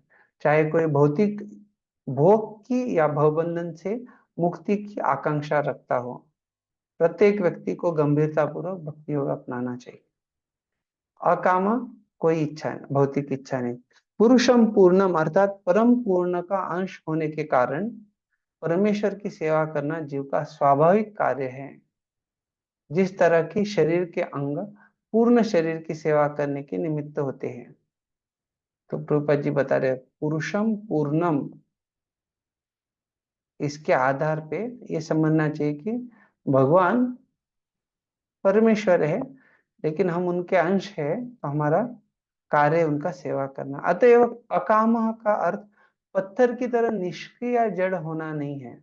तो अकाम अर्थात निष्क्रियता नहीं दर्शा रहा है, लेकिन अभी तो अपनी वास्तविक स्थिति के प्रति सचेष्ट रहना है और इस तरह से केवल परमेश्वर से तुष्टि की कामना करना है।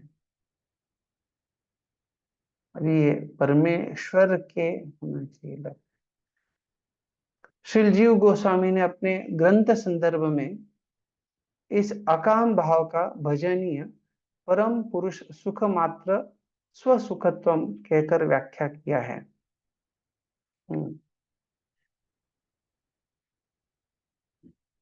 हाँ, भक्तानांतु भजनीय परमेश्वर सुखार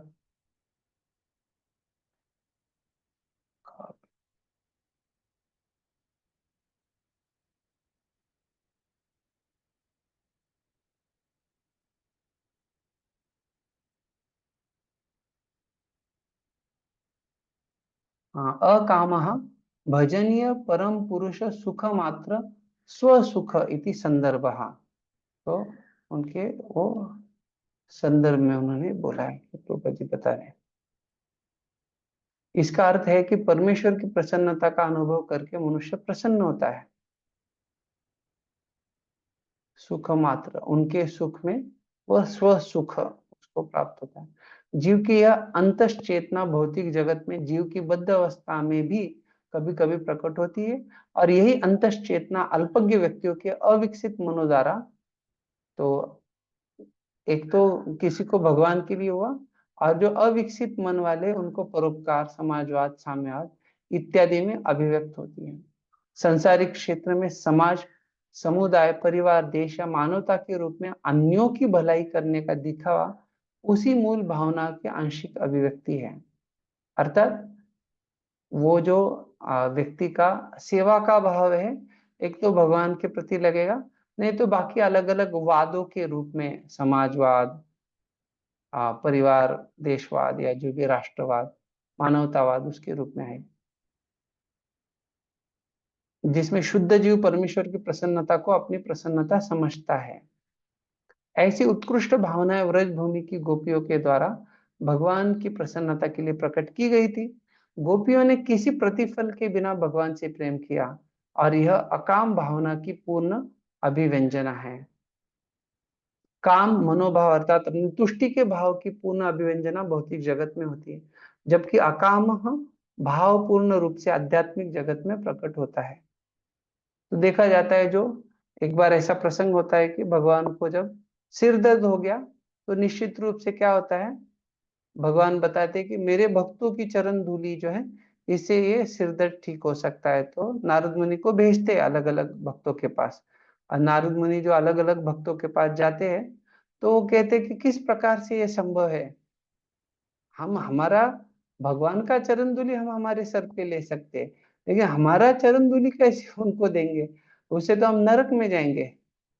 तो फिर ऐसे अलग अलग भक्तों के पास जाने के बाद जब वो गोपियों के पास जाते हैं, तो गोपियां उनको बोलते हैं कि आपको कितना चाहिए, जितना चाहिए भर भर के लेके जाइए। अर्थात गोपियों जिस प्रकार से वो प्रकट करती है भाव, वो कहते हैं कि अगर भगवान को अगर क्षण भर भी हम आनंद प्रदान कर सकते हैं, तो उसके लिए हम शाश्वत रूप से नरक में निवास करने के लिए तैयार है। तो उनका जो इस प्रकार का भाव है, उसको यहाँ अकाम भाव प्रकट किया गया, भगवान से प्रेम किया है, और उनका कोई भी किसी भी प्रतिफल का इच्छा नहीं उनसे। तो इसलिए भगवान कहते हैं कि आपके इस प्रेम के साथ मैं रिटर्न या उसके बदले में कुछ नहीं दे सकता हूं आप। तो इतना उनका महान प्रेम भगवान। तो भगवान में तदाकार होने का भाव या ब्रह्म ज्योति में लीन होने का भाव भी काम भाव का प्रदर्शन माना जा सकता है, यदि ये भाव भौतिक कष्टों से मुक्त होने के लिए हो। तो अभी देखा जाए तो कोई कह सकता है कि ये जो तीन अवस्थाएं, ब्रह्म, परमात्मा, भगवान, तो ये तीनों आध्यात्मिक दृष्टिकोण से हम उसका चर्चा करते हैं, लेकिन जैसे ही किसी को भौतिक कष्टों से मुक्त होना है, क्योंकि वो भौतिक कष्टों के संबंध में है, इसलिए ऐसा व्यक्ति जब इस प्रकार से मोक्ष की इच्छा चाहता है, तो वो भी यहाँ पे समझा गया है कि वो एक प्रकार से हाँ काम हो गया, अर्थात कुछ इच्छा हो गई। तो ऐसे मोक्ष के बिना भी शुद्ध भक्त सदैव भगवान की तुष्टि की कामना करता है। तो इसलिए यहाँ पे जो 3 अलग अलग प्रकार हैं, अकाम, सर्वकाम और मोक्ष काम। तो कोई कह सकता है कि अकाम और मोक्ष काम में क्या अंतर है? तो मोक्ष वो उसकी भी इच्छा है, मोक्ष कामी है, तो इसलिए अकाम और मोक्ष काम में बड़ा अंतर है। अकाम जो है उसको कोई भी प्रकार की भौतिक इच्छा नहीं है, बस भगवान की सेवा में ही लगता है। अर्जुन ने काम भाव से प्रेरित होकर कुरुक्षेत्र की युद्ध भूमि में लड़ने से इनकार कर दिया था, क्योंकि वह अपनी तुष्टि के लिए अपने संबंधियों को बचाना चाह रहा था। किंतु शुद्ध भक्त होने के कारण भगवान के आदेश पर वह युद्ध करने के लिए तैयार हो गया, क्योंकि उसे ज्ञान हो चुका था और उसने अनुभव किया कि अपनी तुष्टि की बलि देकर भगवान की तुष्टि करना उसका परम कर्तव्य है। इस तरह वह अकाम हो गया। यह पूर्ण जीव की पूर्णावस्था है, सिद्धावस्था है। तो बाकी अन्य जो सिद्ध अवस्था के लिए लोग प्रयास करते हैं या अलग अलग प्रकार से मंत्र प्राप्त करना चाहते हैं या जो भी अलग अलग प्रयास होता है, तो रूपा जी समझा रहे कि ये पूर्णावस्था है जीव के लिए। तो अकाम हो जाना, और उसके लिए मार्ग भी बतलाया और अर्जुन का उदाहरण भी दर्शाया। उदार दिही का अर्थ है व्यापक दृष्टि वाला है, उदार चेता। जो लोग भौतिक भोग की कामना करते हैं, अभी हमने पहले जो श्लोक देखा था कुछ समय पहले ही, जहाँ पे कामस्तैस्ते ऋतज्ञान, तो ऐसे जो अलग अलग देवी देवताओं के पास जाते हैं, उनको उनके बुद्धि को हृतक ज्ञान, अर्थात ऐसे व्यक्ति की बुद्धि जो संज्ञा शून्य हो चुका है कहकर भर्त्सना की गई है। कोई भी व्यक्ति परमेश्वर की स्वीकृति के लिए बिना देवता से कोई भी फल प्राप्त नहीं कर सकता।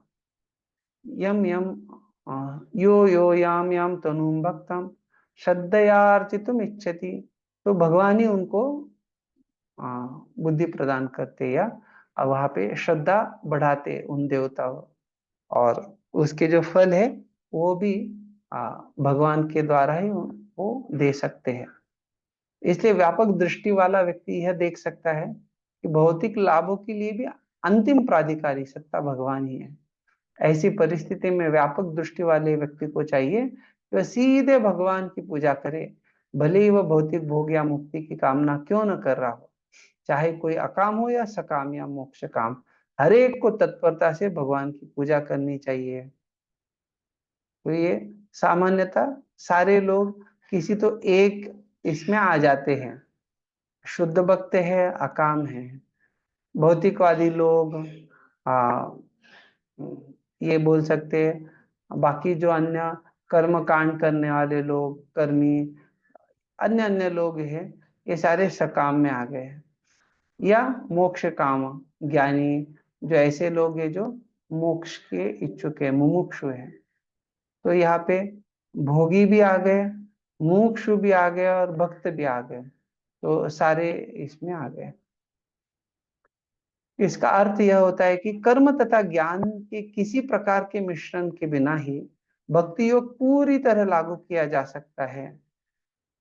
जैसे अमिश्रित सूर्य की किरण अत्यंत तीव्र होती है, इसी तरह श्रवण, कीर्तन इत्यादि का अमिश्रित भक्ति योग आंतरिक उद्देश्य से निरपेक्ष होकर सबों के द्वारा संपन्न किया जा सकता है।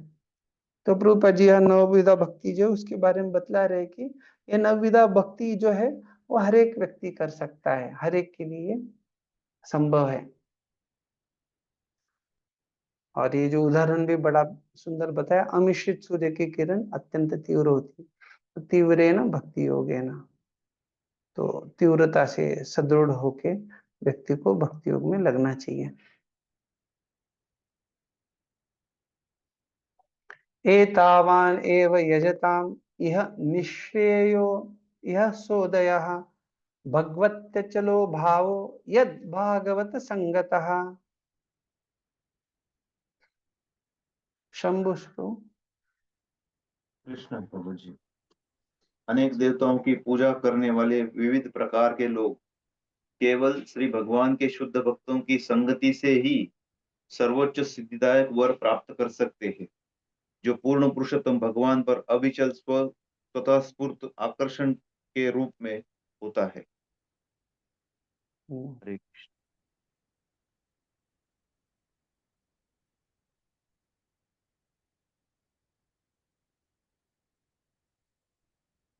तो यहाँ पे श्रीधर स्वामी बता रहे हैं,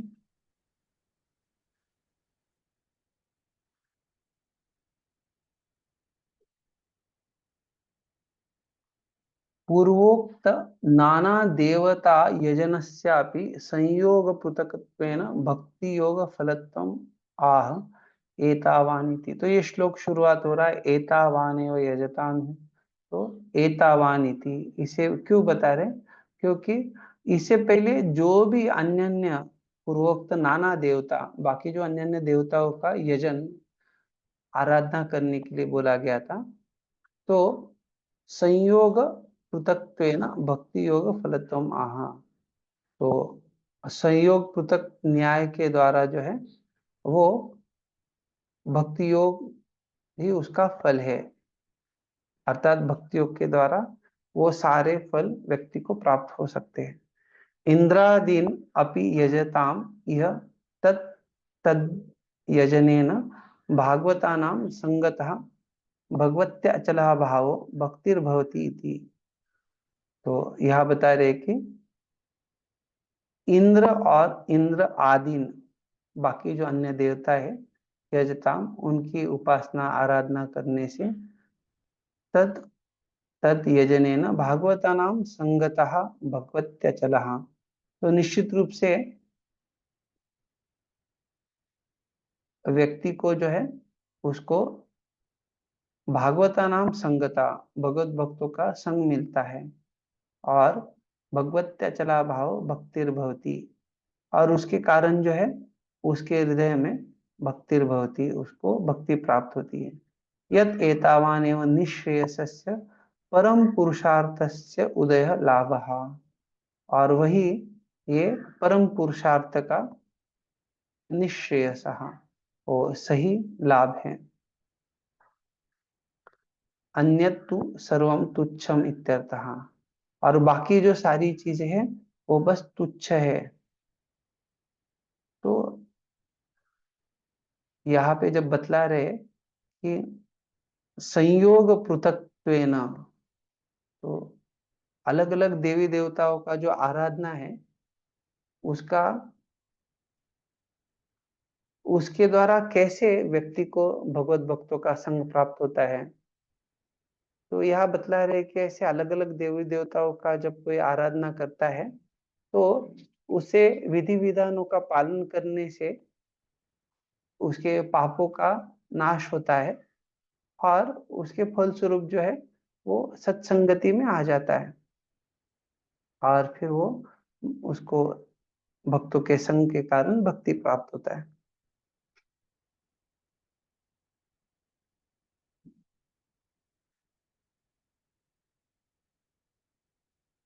इस भौतिक सृष्टि में प्रथम देवता ब्रह्मा से लेकर एक क्षुद्र चींटी तक विभिन्न योनियों के सारे जीव प्रकृति के नियम या भगवान की बहिरंगा शक्ति के अधीन है।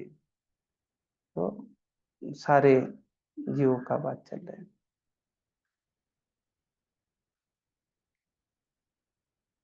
और ये सारे जो है ये प्रकृति गुणों के कारण बद्ध है और जीवन संघर्ष में लगे हुए हैं।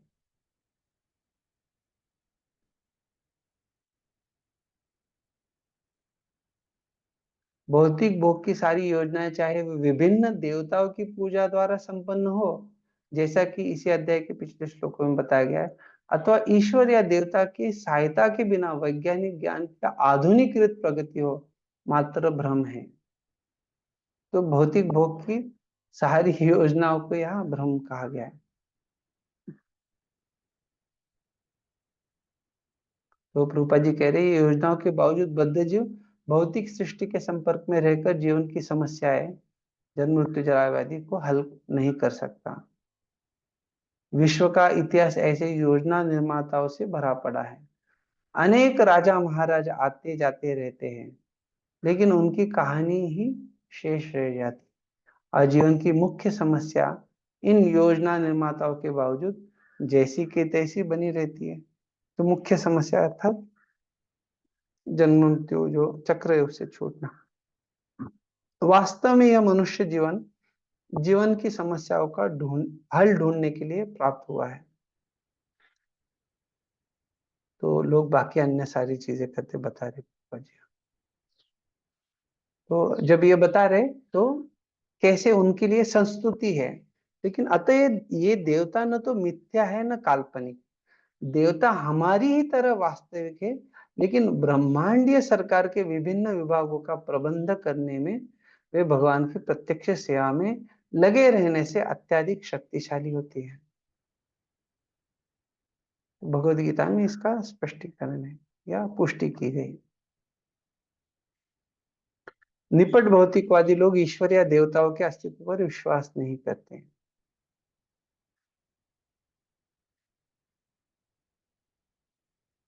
वे निकटतम दैवी पिंड चंद्रलोक तक पहुंचने में काफी हंगामा खड़ा कर रहे, लेकिन इतने यांत्रिक शोध के बाद भी वे चंद्रमा के विषय में बहुत कम सूचना एकत्र कर पाए हैं। और चंद्रमा में भूखंड बेचने के झूठे विज्ञापन के बावजूद गर्वित विज्ञानी या निपट भौतिकतावादी वहां रह नहीं सकते। बल्कि ये देखा जाता है कि लोग जो है उस समय से, प्रभुपाद जी के समय जब ये लिखा गया है तब से ये चंद्रमा के ऊपर भूखंड बेचना चल रहा है, अभी तक वही चल रहा है। और जो है ऐसे झूठे विज्ञापन के प्रति बहुत सारे लोग फंस जाते हैं।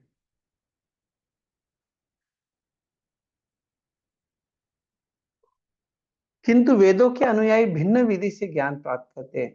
वे वैदिक साहित्य के कथनों का प्रमाण मानते हैं, जैसा कि हम प्रथम स्कंद में कह चुके हैं। अतः उन्हें ईश्वर तथा देवताओं के विषय में और उसी के साथ साथ भौतिक जगत की परिधि में स्थित भौतिक आकाश की सीमा से परे विभिन्न आवासीय लोकों का पूरा पूरा एवं संतोषजनक ज्ञान होता है। जिस सर्वाधिक प्रामाणिक साहित्य को शंकर, रामानुज, मध्व, विष्णु स्वामी, निम्बार्क तथा चैतन्य जैसे भारतीय आचार्यों ने स्वीकार किया है और जिसका अध्ययन सभी महत्वपूर्ण महापुरुषों ने किया है, वह भगवद गीता है, जिसमें देवताओं की पूजा तथा उनके अपने अपने आवासीय लोकों का उल्लेख किया है। भगवद गीता के 9वें अध्याय के 25वें श्लोक में भगवान कहते हैं, यान्ति देवव्रता देवान् पितॄन् यान्ति पितृता भूतानि यान्ति भूतेज्या यान्ति मद्याजिनोऽपि माम्। देवताओं के उपासक देवताओं के लोकों को जाते हैं और पितरों के पूजक पितृलोक को जाते हैं। निपट भौतिकतावादी भिन्न भिन्न भौतिक लोक में रह जाते हैं, किंतु भगवत भक्त भगवान के धाम पहुंच जाते हैं। भगवत गीता से हमें यह भी जानकारी मिलती है कि इस जगत के सारे लोक, जिनमें ब्रह्मलोक भी सम्मिलित है, अस्थायी रूप से स्थित होते हैं और कुछ काल के बाद उनका विनाश हो जाता है। अतः देवता तथा उनके अनुयायी भी प्रलय के समय विनष्ट हो जाते हैं, किंतु जो भगवत धाम पहुंच जाता है वह शाश्वत जीवन का लाभ भोगता है। यह वैदिक साहित्य का मत है। देवताओं के उपासकों को नास्तिकों की तुलना में केवल एक लाभ है कि वे वैदिक निर्णय से आश्वस्त रहते, जिससे वे भगवत भक्तों की संगति में रहकर परमेश्वर की पूजा के लाभ की जानकारी प्राप्त करते हैं। किंतु निपट भौतिकतावादी वैदिक निर्णय में कोई श्रद्धा नहीं होती है। तो कभी कभी ये होता है कि जब कोई देवी देवताओं की पूजाओं का खंडन करता है या बोलता है, तो हमें ये स्पष्टता होना चाहिए कि भौतिकतावादी लोग जो है, निपट भौतिकतावादी यहाँ बताया गया, तो उनको तो श्रद्धा नहीं है और उनके लिए कोई आशा भी नहीं है, क्योंकि एक प्रकार से देखा जाए तो उनको कोई किसी प्रकार से वो भगवत भक्ति में नहीं लग सकते। लेकिन जो देवताओं के उपासक है, जैसे हमने चर्चा किया, उनका पाप नाश होने के कारण, सत्संग प्राप्त होने के कारण वो भगवत भक्ति मिलने का उनके लिए आशा है। तो अतः वह सदैव अपूर्ण प्रयोगात्मक ज्ञान या तथाकथित भौतिक ज्ञान के आधार पर झूठे विचार को प्राप्त होता है, जो कभी दिव्य ज्ञान को नहीं पा सकता। तो ये बड़ा अंतर है दोनों में। और इसलिए जब बोला जाता है देवी देवताओं की उपासना के बारे में, तो वो शुद्ध भक्ति के आदर्श स्थिति से बताया गया है कि इसको कम लिखा गया है यहाँ, या उसका कम स्तर बोला गया है। लेकिन देवी देवताओं की उपासना की तुलना में ये जो निकट भौतिकतावादी लोग हैं, वो तो बहुत निचले स्तर पे हैं, निकट भौतिकतावादी।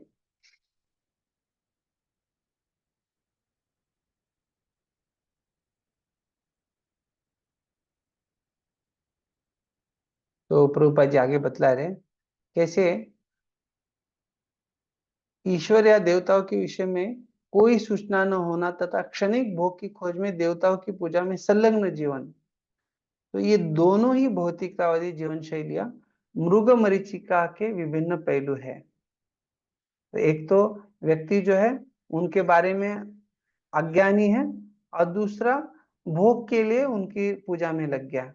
तो इसलिए कह रहे कि ये कैसे वो मृग मरीचिका का एक पहलू है।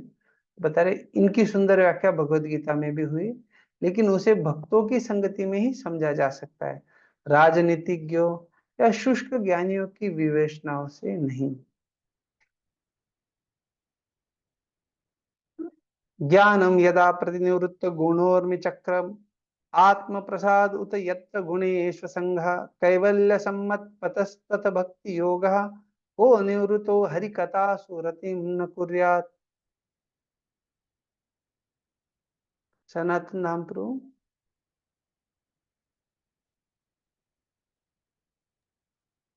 जी थैंक यू। भगवान हरि विषयक दिव्य ज्ञान वह ज्ञान है जिससे भौतिक गुणों की तरंगें तथा भंवरें पूरी तरह थम जाती हैं। ऐसा ज्ञान भौतिक आसक्ति से रहित होने के कारण आत्मतुष्टि प्रदान करने वाला है और दिव्य होने के कारण महापुरुषों द्वारा मान्य है। तो भला ऐसा कौन है जो इससे आकृष्ट नहीं होगा? हरे कृष्ण। कौन निवृत्त हरिकथासु रतिम न कुर्यात्, कौन है ऐसा जो रतिम न कुर्यात्। कह रहे भागवत संगत इत्यनेन सूचिताम हरिकथा रतिम स्तौति ज्ञानमिति। तो यहाँ पे हरिकथा रति जो है उसका स्तुति किया गया है। तो यहाँ इस श्लोक में 11वां जो श्लोक है उसमें हम देखते हैं कि भगवत्या चलो भाव यद भागवत संगतः, तो उसी के आधार पे भागवत संगता इत्यनेन सूचिताम, तो उसके द्वारा जो है ये हरि कथा की प्रशंसा हुई। और फिर ये जो श्लोक है जिसमें ज्ञानम इति यहाँ से शुरू हो रहा है, तो कह रहे कि ये प्रशंसा जो है हरि कथा की ये श्लोक के द्वारा अभी यहाँ हो रही है। यत यासु कथासु ज्ञानम भवति, तो ऐसे हरि कथाओं के द्वारा जो है ज्ञानम भवति, व्यक्ति को ज्ञान प्राप्त होता है। कीदृशम आ सर्वतः प्रतिनिवृत्तम उपरतम गुणोर्मिणाम रागादिनाम चक्रम समूह यस्मात् तत्। तो बता रहे कि सारे अलग अलग प्रकार का राग आदि नाम, तो राग आदि जो है तो प्रवृत्ति निवृत्तम उपरुतम, तो उससे जो है वो पूरी तरह से चला जाता है। उपरतम निवृत्तम, और उसे उत अनंतरम तद हेतुर आत्म प्रसादश्च, निश्चित रूप से उसका जो है स्वच्छ हो जाता है, शुद्ध हो जाता है।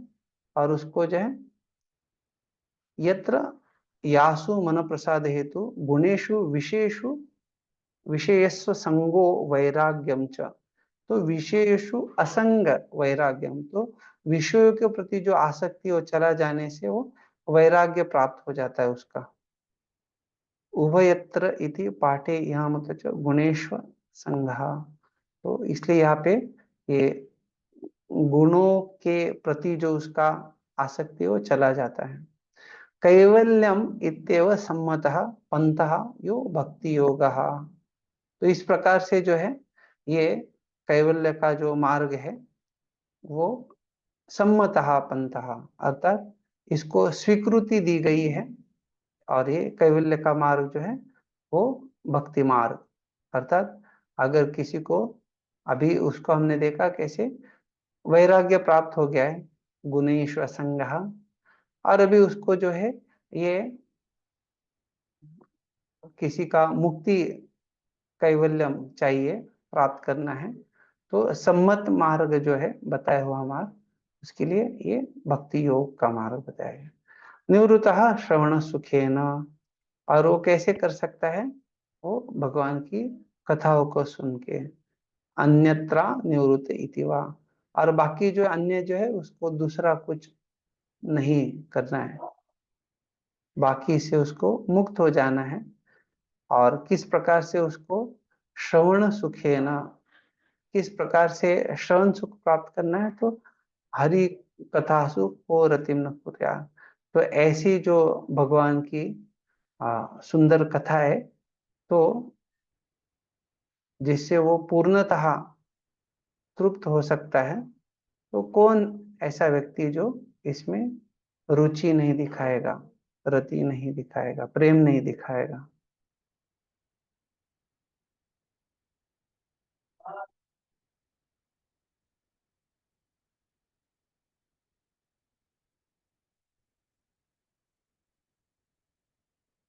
भगवद गीता दशम स्कंद के 9वें अध्याय के अनुसार शुद्ध भक्त के लक्षण अत्यंत अद्भुत है।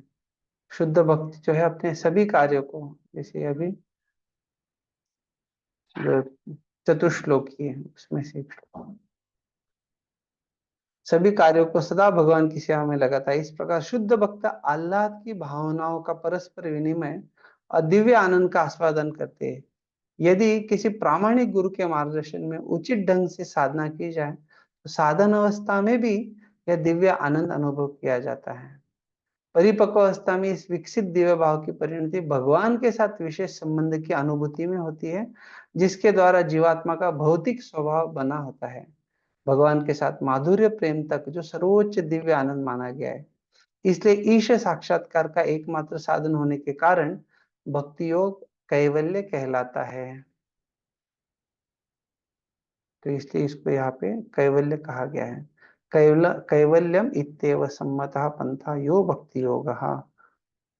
इस संदर्भ में श्री जीव गोस्वामी एक वैदिक कथन उद्धृत करते हैं, एको नारायणो देवः परावराणाम परमास्ते कैवल्य सन्निधः, और यह प्रतिपादित करते हैं कि भगवान नारायण ही कैवल्य है, और जिस साधन से मनुष्य भगवान तक पहुंचता है वह कैवल्य पंथा, अर्थात भगवान तक पहुंचने का एकमात्र साधन कहा जाता है।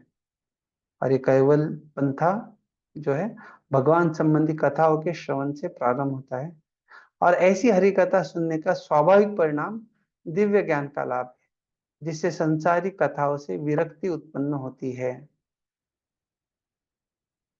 निवृत्त श्रवण सुखेन, संसारिक जो भी कथा है उससे वो विरक्त हो जाता है, और विषयों के लिए भक्त में कोई रुचि नहीं रह जाती। भक्त के लिए सारे कार्यकलाप चाहे वे सामाजिक हो या राजनीतिक अनाकर्षक प्रतीत होते हैं, और परिपक्व अवस्था में ऐसे भक्त को अपने शरीर तक से अरुचि हो जाती है। शारीरिक संबंधियों की बात तो उठती नहीं। ऐसी दशा में वो भौतिक गुणों की तरंगों से विचलित नहीं होता। गुणेशु विषय संगो असंगा, अर्थात वो अपने आप में ही वो शारीरिक आसक्ति को खो बैठा है, बाकी बाहर का तो आसक्ति नहीं। प्रकृति के विभिन्न गुण हैं, और जिन कार्यों में सामान्य व्यक्ति अत्यधिक रुचि लेता है, भाग लेता है, वे भक्त के लिए अनाकर्षक होते हैं। यहाँ पर इस अवस्था को प्रतिनिवृत्त गुणोर्मी कहा गया है, और यह आत्म प्रसाद अर्थात किसी प्रकार के भौतिक संबंध के बिना आत्म तुष्टि द्वारा संभव है। तो ये प्रतिनिवृत्त गुणोर्मी, ये जो है इसका अर्थ हो गया कि जो अलग अलग प्रकृति के गुण हैं और ये जो अलग अलग कार्यों में सामान्य व्यक्ति रुचि लेता है, वो भक्त के लिए अनाकर्षक हो गए।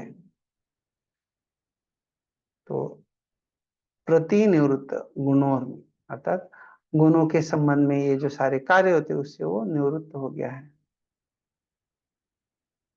प्रथम कोटि का भगवत भक्त महाभागवत भक्ति द्वारा इस अवस्था को प्राप्त होता है, किंतु अपनी महानता के बावजूद वह भगवान की तुष्टि के लिए भगवान की महिमा का उपदेशक बन सकता है और वह इसी भक्ति में अपने सांसारिक स्वार्थ तक को लगा देता है, जिसे नवदीक्षित भक्तों को अपने सांसारिक स्वार्थों को दिव्य आनंद में परिणत करने का अवसर मिल सके। अर्थात वो सांसारिक स्वार्थ को भी भगवान की तुष्टि में लगा देता है। श्रील रूप गोस्वामी ने शुद्ध भक्त के इस कार्य को निर्बंधा कृष्ण संबंधे युक्तम वैराग्यम उच्यते। यदि सांसारिक कार्य को भगवत भक्ति से जोड़ दिया जाए तो वे भी दिव्य या प्रमाणित कैवल्य कार्य बन जाते हैं, इसलिए युक्त वैराग्य के बारे में बता रहे हैं। शौनक उवाच, अभी जो है हम आगे का चर्चा करने जा रहे हैं। तो विशेष रूप से हमने जैसे अभी तक ये चर्चा जो शुरू किया था देवी देवताओं का उपासना और भगवत भक्ति का चर्चा, और फिर जो 2 से लेके 9वें श्लोक तक जो है, जो अल्पज्ञ लोग हैं प्रभुपाद जी जैसे बोलते हैं 7:20 का 7वें अध्याय के 20वें श्लोक के आधार पे कि वो देवी देवताओं का उपासना चाहते हैं और अलग अलग जो उनकी इच्छा है वो उसके लिए वो देवी देवताओं के पास जाते हैं। उसके बाद जैसे हमने देखा कि अकामा सर्व काम, सबके लिए व्यक्ति को भगवान का शरण लेना चाहिए, यजेत पुरुषम परम। और कैसे देवी देवताओं के उपासक जो है सर्वोच्च परिपूर्णता भगवत भक्तों का संग प्राप्त करने के बाद उनको मिल सकता है, वो देखा हमने। यद भगवतः संगतः, यद भगवत संगतः। और फिर हमने देखा कैसे कौन कुर्यात रतिम, तो ऐसा कौन व्यक्ति है जिसको इस प्रकार से भगवान की कथाओं में जो है वो रुचि नहीं आएगी।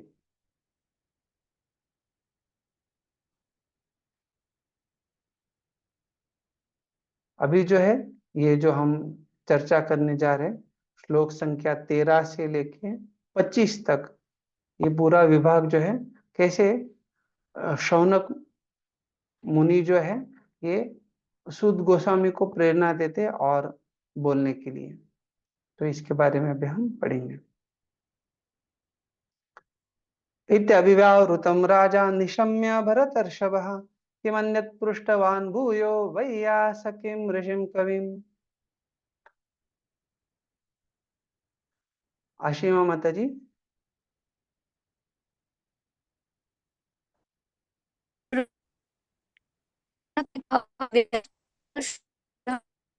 तो विद्वान ऋषि थे और बाद में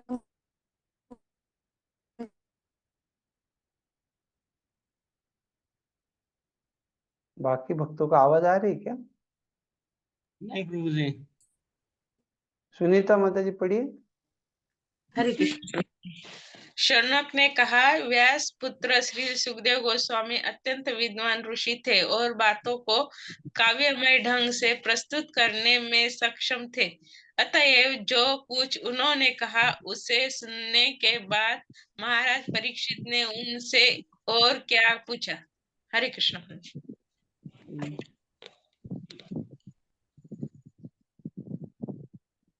श्रीधर स्वामी कहते अभिव्याहृतम उक्तम, तो सुखदेव गोस्वामी के लिए 2 प्रयोग किए गए हैं वो है ऋषिम पर ब्रह्म दर्शिनम।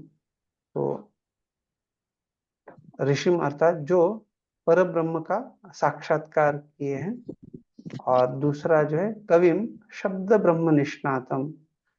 तो कवि का अर्थ होता है कि जो शब्द ब्रह्म मतलब जो वेदों में या वेद की विद्या में निष्णात है, तो शब्द ब्रह्म निष्णातम।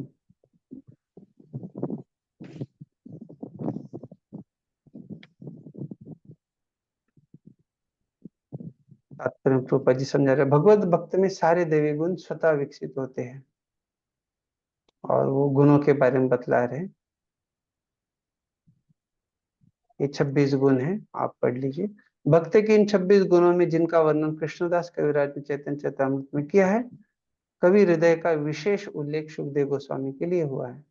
उन्होंने श्रीमद् भागवत को सुनकर जिस तरह प्रस्तुत किया वो उनकी कवित्व शक्ति का परिचायक है। वे स्वरूप सिद्ध विद्वान ऋषि थे, दूसरे शब्दों में वे ऋषियों में कवि थे। शुश्रूषताम विद्वान सुतनोर्रसि भाषितुम कथा हरि कथोदर कहा सताम स्यु सदसि ध्रुवम।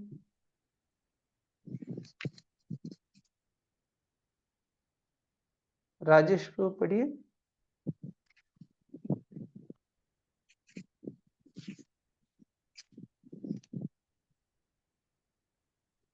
सेवनमुखी माता जी। हरे कृष्ण प्रभु जी। हे विद्वान सुत गोस्वामी, आप हम सबों को ऐसी कथाएं समझाते चलें क्योंकि हम सुनने के उत्सुक हैं। इसके अतिरिक्त ऐसी कथाएं जिनसे भगवान हरि के विषय में विचार विमर्श हो सके, भक्तों की सभा में अवश्य ही कहीं सुनी जाए। तो श्रवणे छायाम हेतु हरि कथा एवं उदर का उत्तर फलम यासु। तो बतला रहे कैसे जो ऋषिगण हैं, शौनकादि ऋषि, इन्होंने परीक्षित के बारे में जो कुछ भी सुना था, अभी उसके आधार पे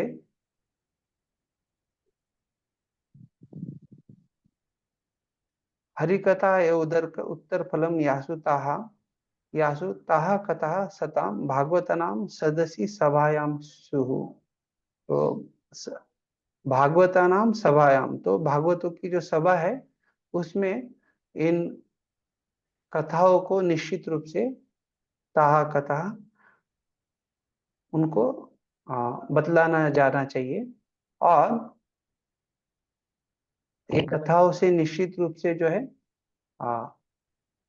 व्यक्ति को हरि कथा एवं उदर कहा, उनको ये हरि कथाओं में परिवर्तित होगी, क्योंकि हरि कथा के बारे में ही है।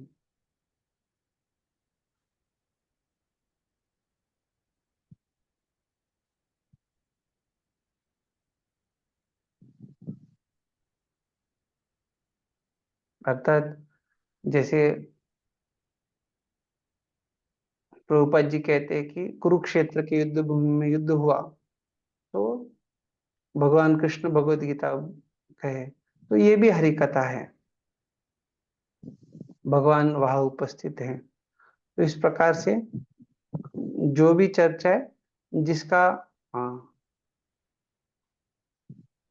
जिसके कारण जो है हम भगवान को स्मरण कर सकते हैं, भगवान के बारे में चर्चा हो सकता है, तो उसको यहाँ कह रहे कि उनको श्रवण इच्छायाम हेतु है, तो उनको सुनने का यहाँ इच्छा कर रहे हैं।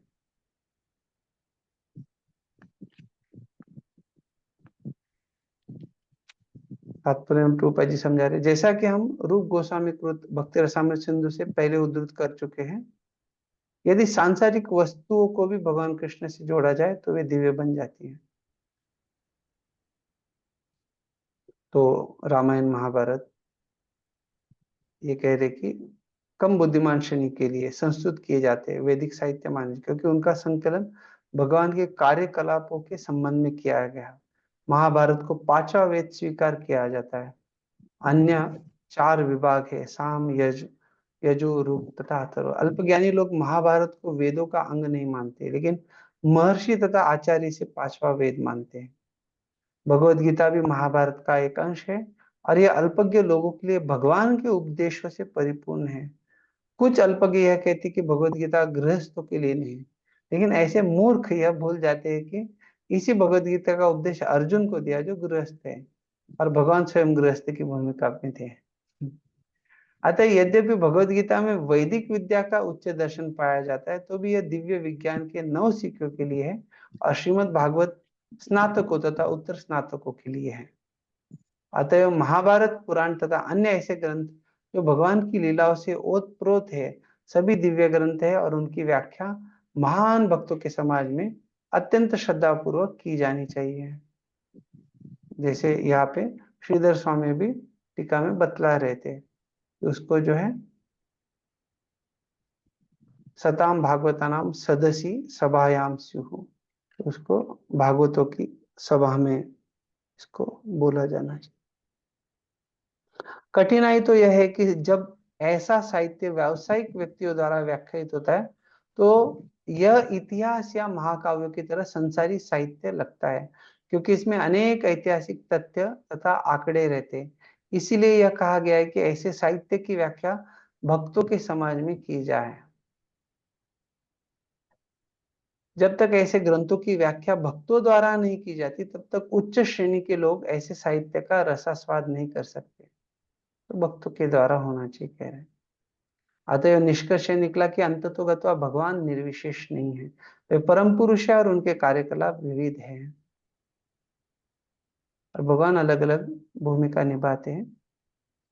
जब अवतरित होते तो लोगों में इतिहास तथा अन्य संसारी साहित्य यथा कहानी, उपन्यास, नाटक, पत्रिका, समाचार पत्र पढ़ने की प्रवृत्ति होती है और उसको भगवान से जोड़ा जाना चाहिए। तो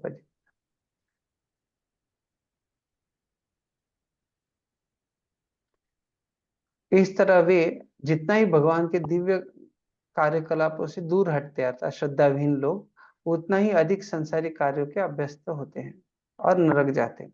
नरक का उनका रास्ता साफ हो जाता है। श्रीमद् भागवत पांडवों की इतिहास आवश्यक राजनीति या सामाजिक कार्यों से युक्त से प्रारंभ होता है, तो भी यह परमहंस संहिता अथवा श्रेष्ठ योगी के लिए वैदिक साहित्य कहलाता है और इसमें परम ज्ञानम अर्थात सर्वोच्च दिव्य ज्ञान का वर्णन मिलता है। भगवद गीता तो भक्त जो है हंस के समान सही दूध और पानी अलग करता है। 50 वर्ष पूर्व तक सभी भारतीयों की सामाजिक संरचना इतनी सुव्यवस्थित थी कि लोग ऐसा साहित्य नहीं पढ़ा करते थे जो भगवान के कार्यकलापों से जुड़ा न हो।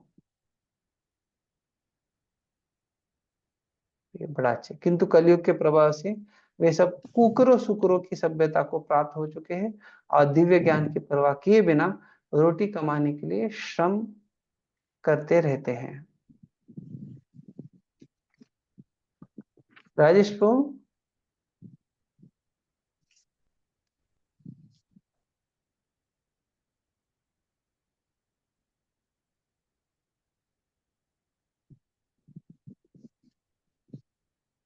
हेम्ब्रा, जगदीश प्रभु।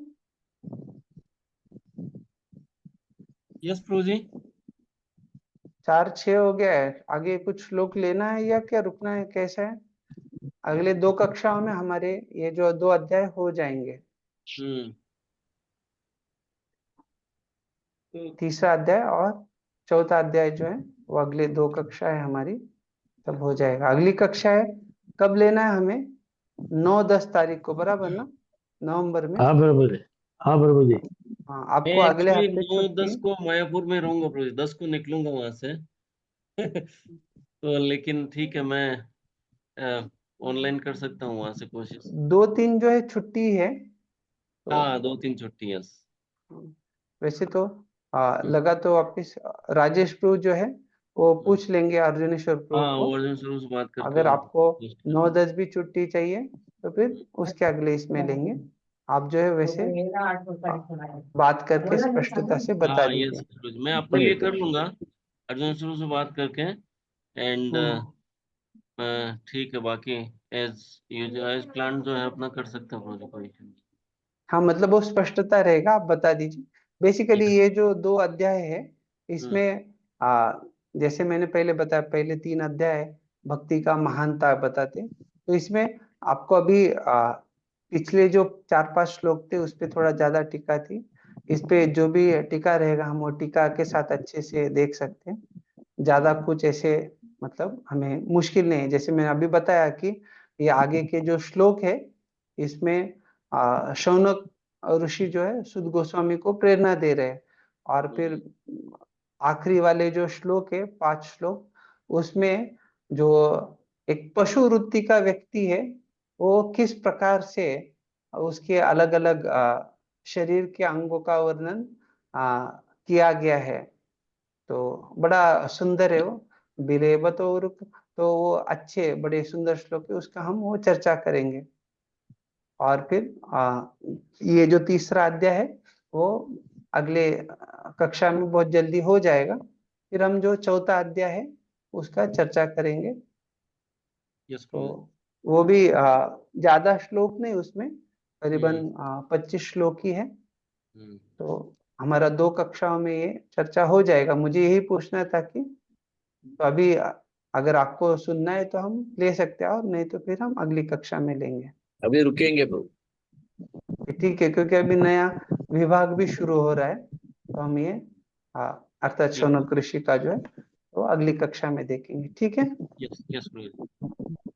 बहुत बहुत धन्यवाद। श्रील प्रभुपाद की जय, श्रीमद् भागवतम की जय, निताय गौर प्रेमानंदे हरि हरि बोल। हरि हरि वाञ्छा बोल। कल्पतरुभ्यश्च कृपा सिन्धुभ्य एव च पतितानां पावनेभ्यो वैष्णवेभ्यो नमो नमः। अनंत कोटि वैष्णव वृंद की जय, श्रील प्रभुपाद की जय, श्री श्री राधा दामोदर भगवान की जय, कार्तिक मास की जय। सभी भक्त लोग जो यात्रा जा रहे हैं उनकी भी जय जयकार, और जो भगवान की सेवा में नहीं जा रहे, बाकी वापिस यहाँ पुणे में या अपने जगह रह रहे, उनकी भी जय जयकार। सभी वैष्णव की जय जयकार। श्रील प्रभुपाद की जय, निताय गौर प्रेमानंदे हरि हरि बोल। आप सबको दिवाली की बहुत बहुत शुभकामनाएं। आशा करता हूँ कि आपकी दिवाली में आप और भी ज्यादा भक्तिमय जीवन में अच्छा प्रगति करें। हरे कृष्णा, बहुत बहुत धन्यवाद। धन्यवाद प्रभु जी, धन्यवाद। हरे कृष्ण प्रभु। हरे